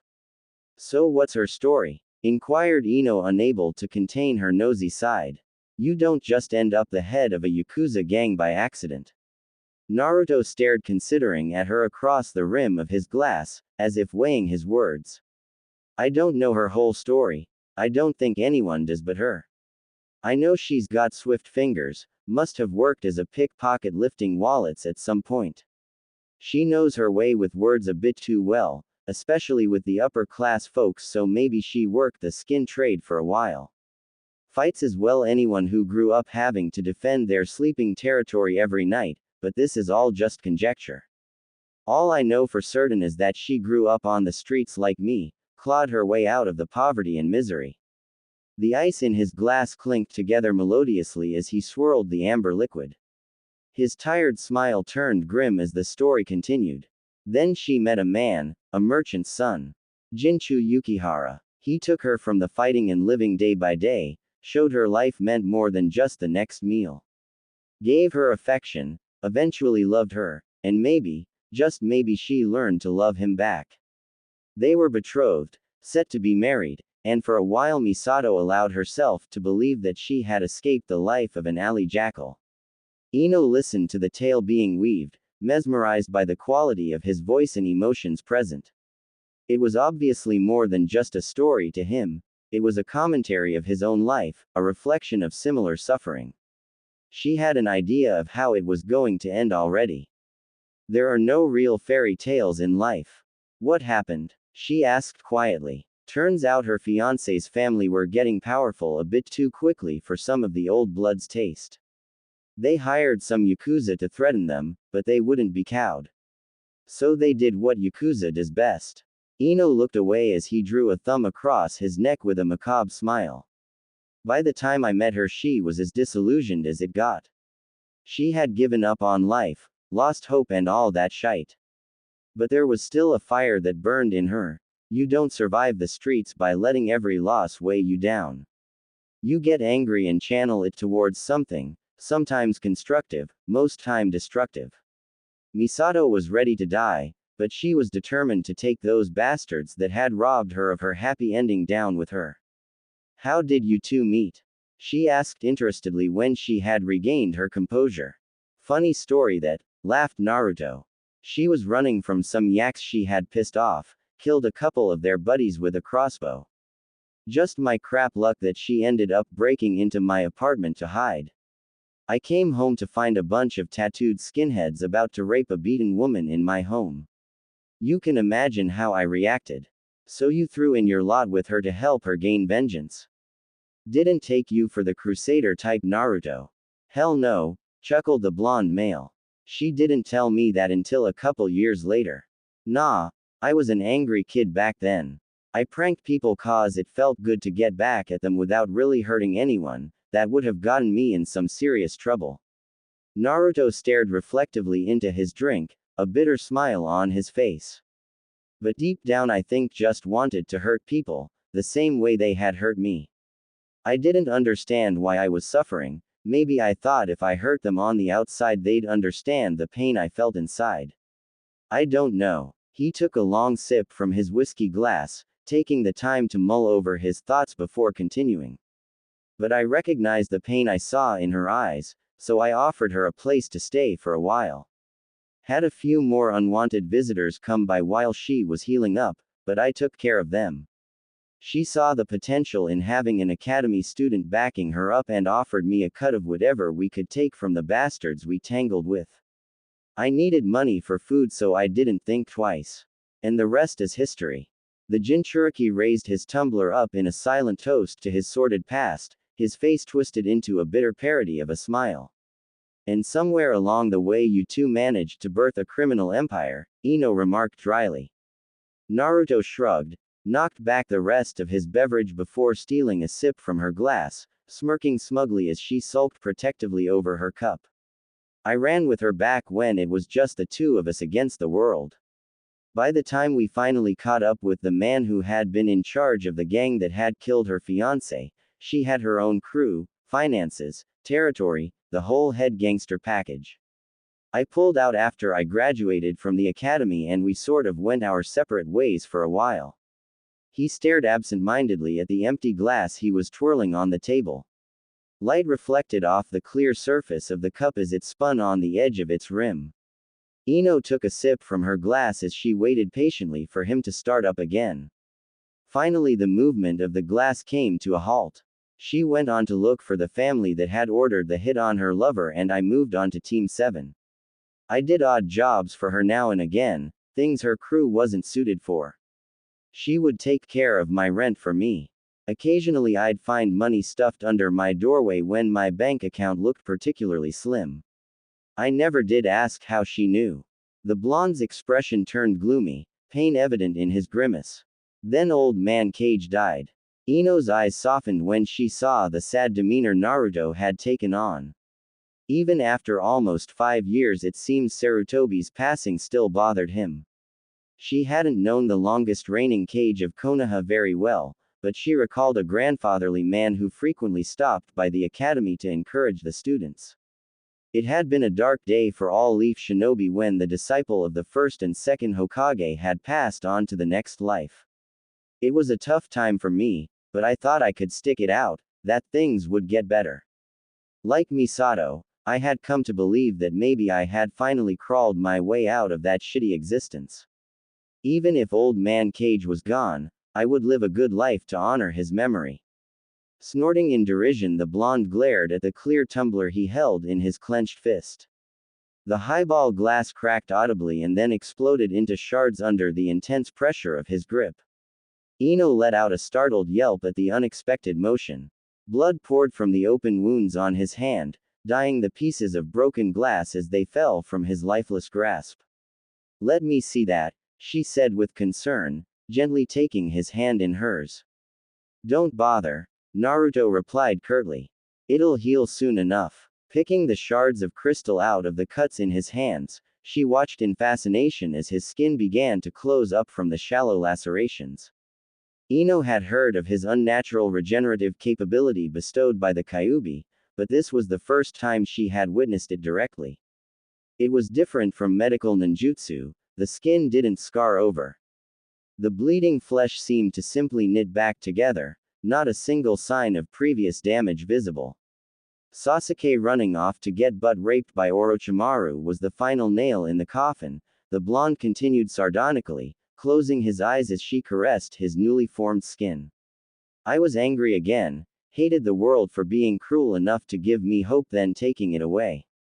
I wanted to fight, to lose myself in physical pain so that I could take my mind off of the ache that the fuzz ball couldn't heal for me. Ino cupped his hand in hers, stroking them gently without thought. The tender smile she received from him warmed her insides.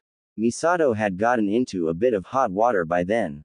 Fell into the same trap as her fiancé's family, got too big too quick.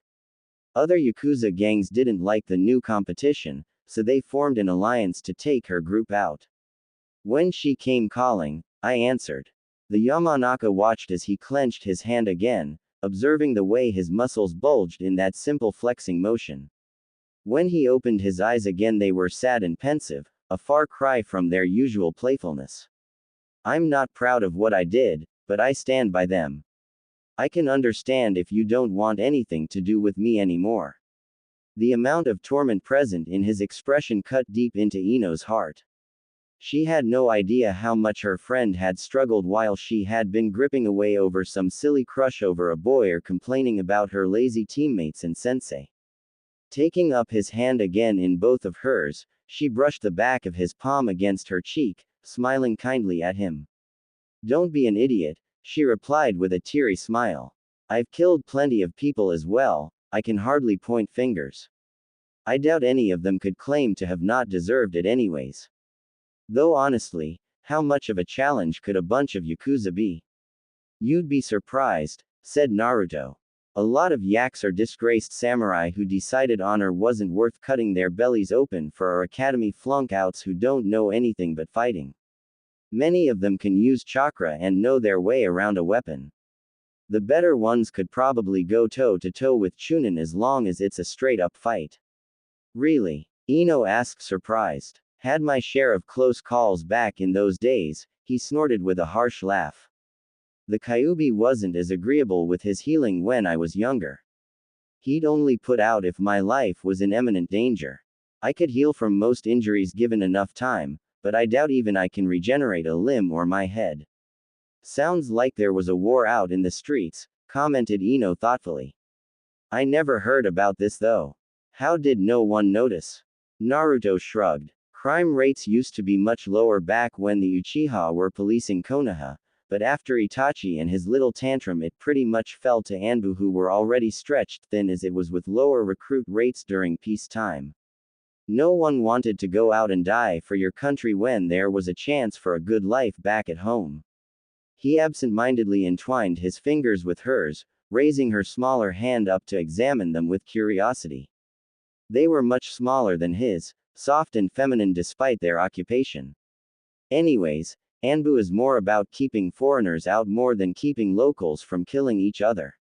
A bunch of yaks killing each other meant one less problem they had to deal with down the line. Oftentimes they just disposed of the bodies and cleaned up the aftermath. Well, you hardly seem like the angry kid anymore, prodded Ino. Jiraiya straightened me out when he took me out of the village. Maybe it was having someone who genuinely cared about me enough to involve me in every aspect of their life. Or maybe it was seeing the bigger world that put my problems in perspective. The thoughtful look on his whiskered face took out a lot of the age and pain. That was more like the cheerful knucklehead Ino knew. I don't know what it was, but somewhere along the way I made peace with it.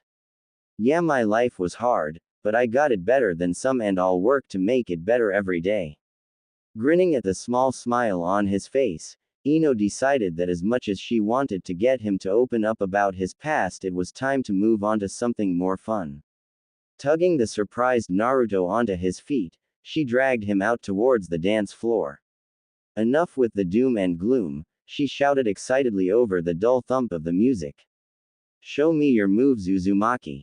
And dance they did. Ino considered herself to be a pretty good dancer. She had taken some classes as a child, but was no stranger to the club variation that was made up of a lot of hip gyration and body grinding.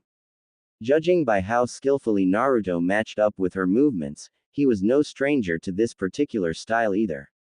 Ino pulled the chopsticks holding her hair up, allowing her long pale silky locks to fall in a messy bundle carelessly over her shoulder.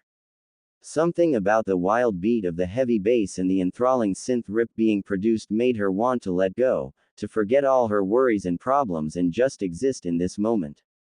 She grinded her hips erotically against Naruto, shaking her backside enthusiastically in a circular frenzy at a dizzying tempo in beat with the escalating music. Ino had practiced that particular motion in front of a mirror until she had perfected the sexually charged movement just to see if she could, but had never done it for any guy before. As she slowed her dancing in time with the music, his hands clasped the sides of her hips, rough and wanting, but not insecurely so. His breath sounded heavy with desire as he nuzzled her hair, sending a shiver down her spine as he trapped her earlobe in his lips.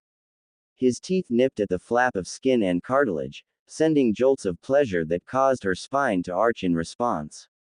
Ino let loose an intense moan that was lost in the heavy sounds of music and cheering dancers, pressing her backside along Naruto's hardening length as he suckled on the sensitive flesh along the side of her neck, a trail of heat creeping down her skin towards her collarbone.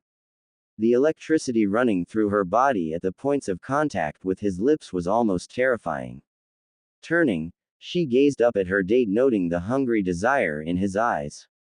Throwing caution to the wind, she pressed up to kiss him.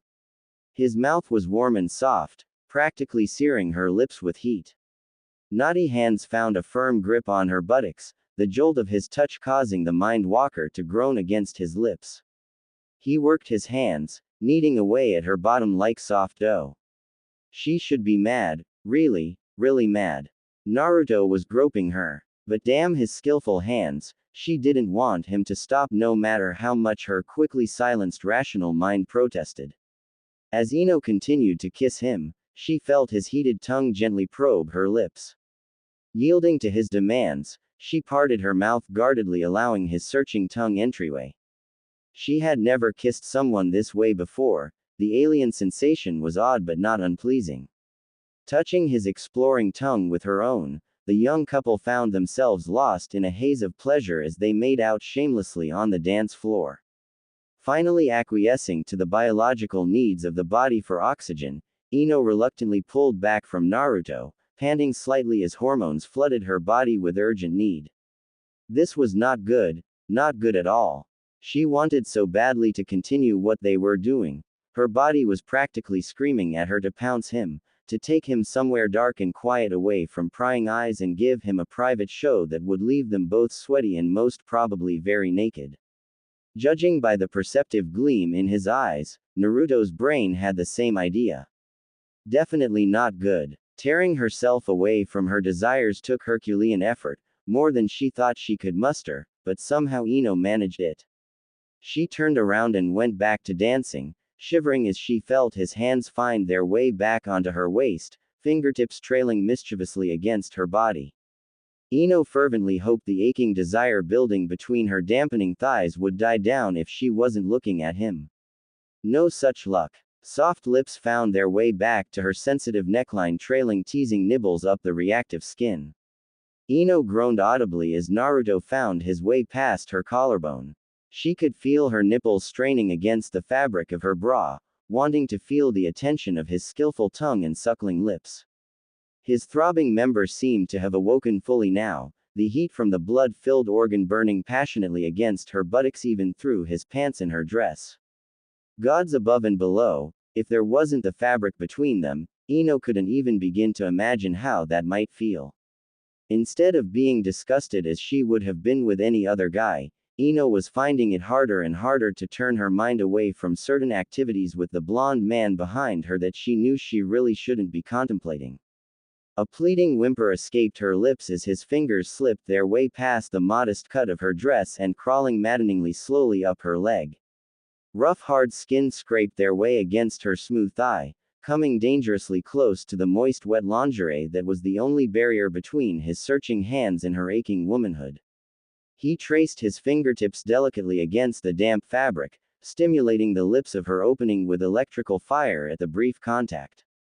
And just as quickly, the hand was withdrawn and back at her waist, leaving Ino a quivering mess, barely able to stand if not for the man holding her up from behind. She turned and watched through lidded eyes as Naruto raised the hand that had reached below her dress and licked each finger. Her eyes remained riveted on the pink tongue that flickered against each digit, mind wondering just what that fleshy appendage would feel like elsewhere. After a long moment to recover her senses, Ino turned and wrapped her arms around Naruto's neck, determined not to let him win. The two blondes continued to move and writhe to the wild rhythm being played, their bodies taking on life of their own as they moved from song to song. The night was still young, and so were they.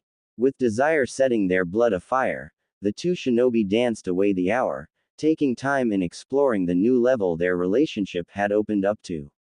Alright, I'm pooped, Ino gasped as she fell into an open bar stool. They had finally retreated from the dance floor when her feet had begun to ache, and now found themselves back at the bar. A much happier Naruto was downing a fruity-looking cocktail complete with a miniature umbrella of a gaudy orange. Let's go hit up the craps table, he said as their bartender placed the tropical mojito Ino had ordered in front of her. You sure gambling while sloshed is such a good idea? She laughed, taking a tentative taste of her drink.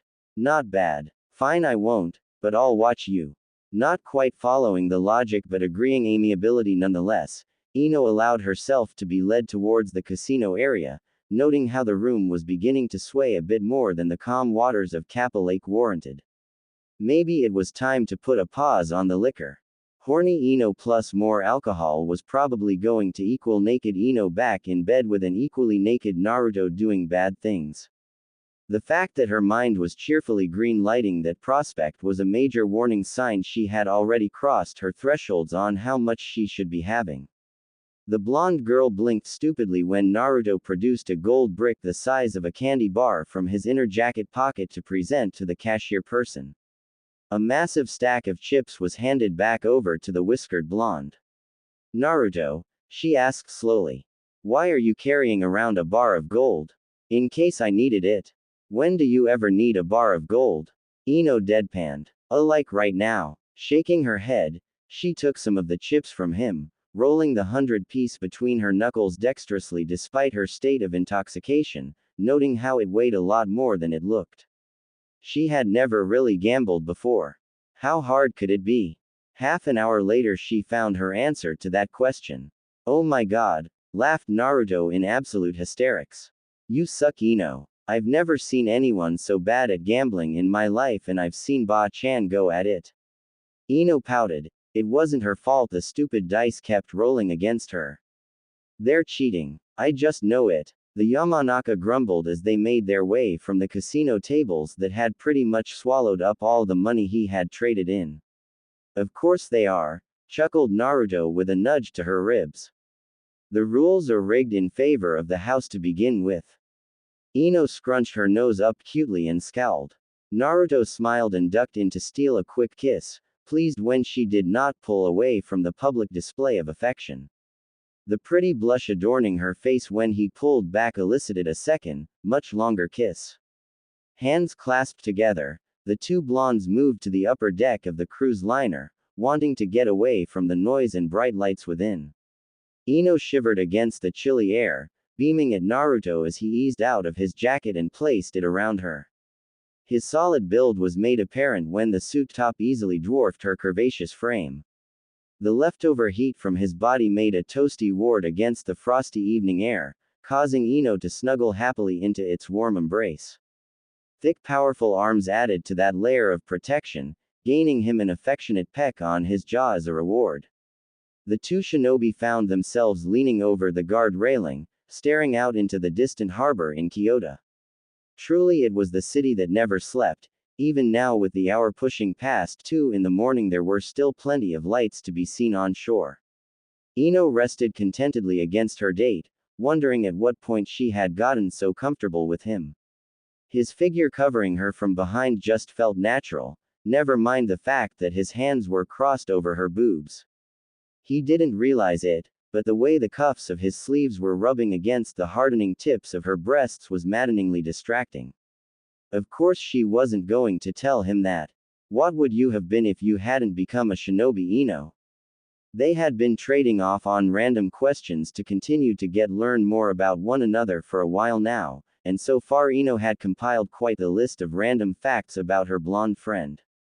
Apparently Naruto used to have a teddy bear named Bobo which she found absolutely adorable. Or that he had once swallowed a live baby rat on a dare and been sick for 2 days afterwards. Gross. Oh, I don't know, replied Ino thoughtfully as she gazed out at the distant shore.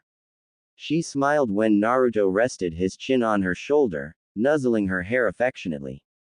My family have all been shinobi, you know. It's never been a question what I wanted to do even way back then. I supposed I might have been a dancer, or maybe just been a florist. Ino the dancer, huh? Asked Naruto with a smile. I would have paid to go see you. She giggled at the thought. You make me sound like a stripper. I'd probably have picked a better stage name than that. The blonde girl huddled closer to her personal fleshy heater as a particularly cold gust of wind blew across the deck. The chill only served to contrast against the protective warmth she was receiving from the man holding her. She could really get used to this. All right, your turn, said Naruto. Ino racked her brain for a question, but the combination of abundant alcohol and late hours seemed to have robbed her mind of the ability to think. Instead, she turned and examined her companion in consideration before pressing her lips against his.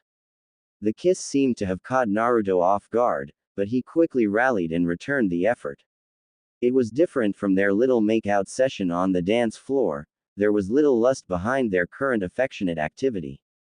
It was simply an exploration of each other, as if they were trying to wordlessly gauge the other person's feeling through the contact of their lips.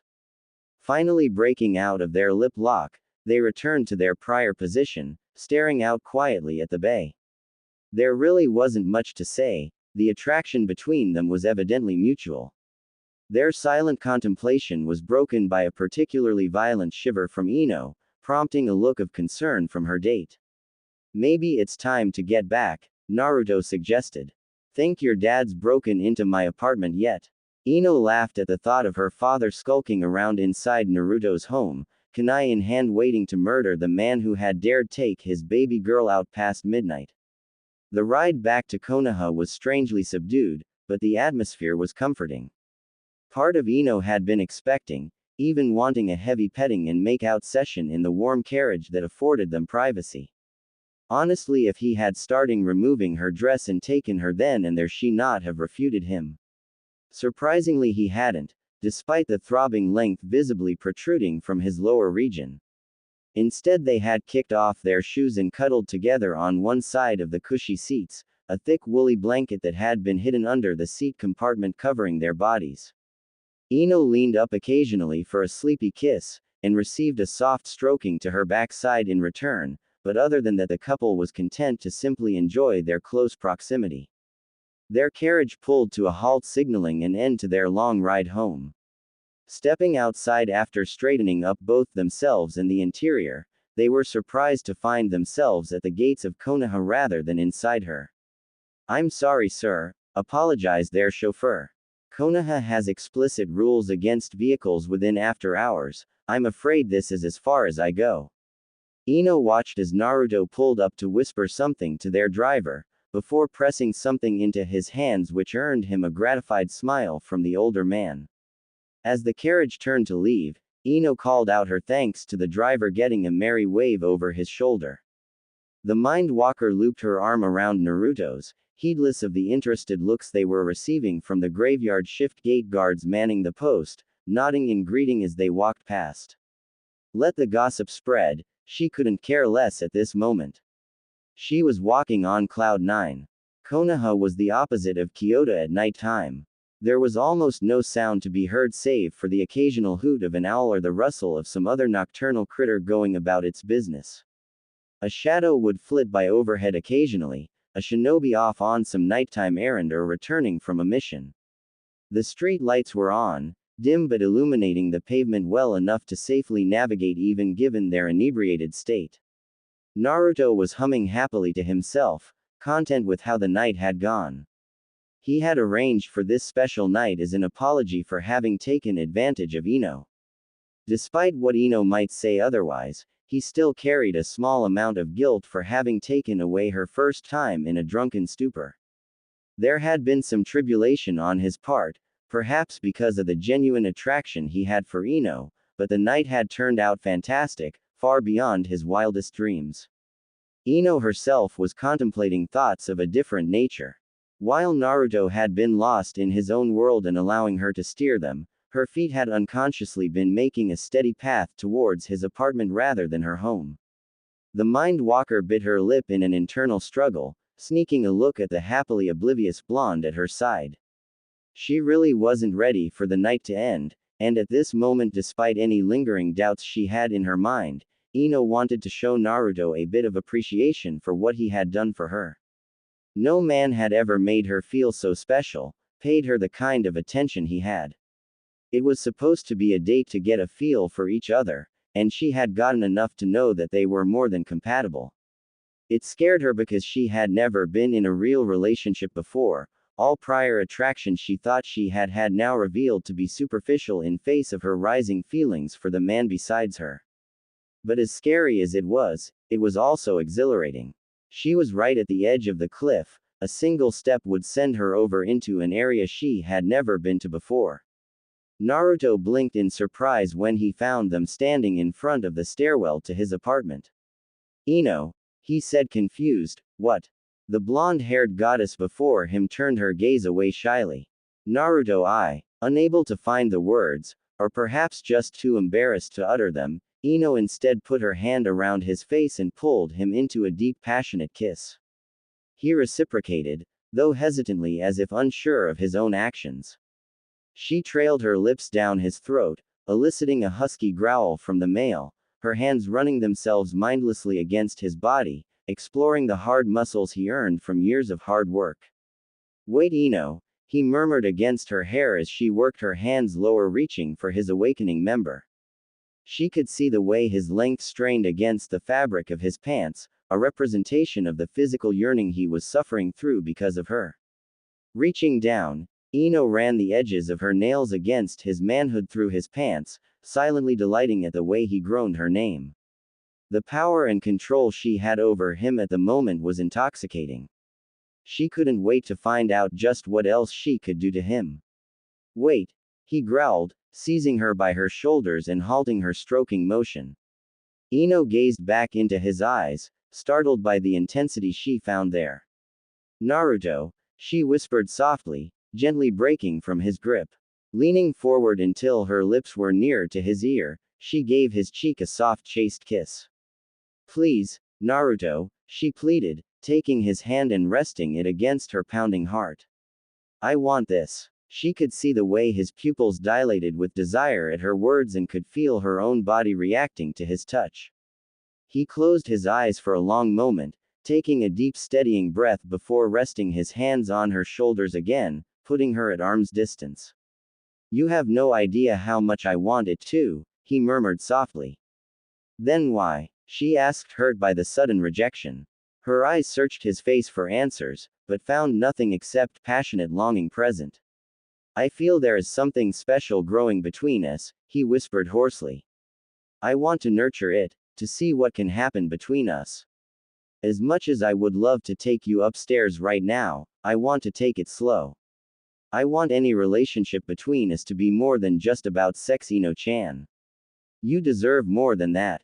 The tender care mixed in with the lustful hunger in which he delivered his explanation made him all the more desirable to Ino. Here was a guy who she had pretty much just offered herself to with no strings attached, and his response had been a no because he wanted her to have something more exceptional. Any doubts she had fled her mind. Naruto could protest all he wanted, but she was going to find a way into his bed tonight one way or another, consequences be damned. A familiar sounding sharp clearing of a throat threw a bucket of ice water over Ino's arousal. Seeing the alarmed and slightly frightened expression on her date's face, she didn't have to turn to know who it was most likely standing behind her. Well said, Naruto. I'm glad that one of you managed to keep a responsible frame of mind. Ino buried her face into Naruto's chest, not wanting to see her father's scowling form at the moment. She was absolutely mortified. Her dad had just seen and heard her offer sex to a boy she had in his mind only gone out with only once. He was most likely going to never let her leave her room again after this. Inoichi-san, Naruto greeted neutrally after schooling his expression. I see you managed to bring my daughter back in one piece, the Yamanaka clan head replied gruffly. Come along now, Ino, Say your goodnight to your friend before we head back. Ino didn't turn, instead leaning forward and giving Naruto a tender kiss. They stared into each other's eyes for a spell, a silent and spoken promise to explore this passing between them. Another pointed uncomfortable cough from Inoichi interrupted their moment, finally breaking the two blondes out of their own little world. Sighing, Ino turned to follow her father away. At least Daddy wasn't yelling at her. Yet, Ino-chan called out Naruto just as the father and daughter were passing by the gate. Would you be my girlfriend? Judging by the stunned expression on her father's face, he hadn't expected the brazen question to be asked in his presence despite Naruto's well-known lack of tact. Grinning, Ino turned and gave a cheeky wave. I'll think about it, she called back. That's all I can ask, princess, Naruto said with a wide goofy grin. Hearing the strangled choking noises her father was making, Ino decided it was time to leave before the poor man spontaneously combusted. How was your evening, Daddy? She asked sweetly as she led the stuttering and convulsing clan head away.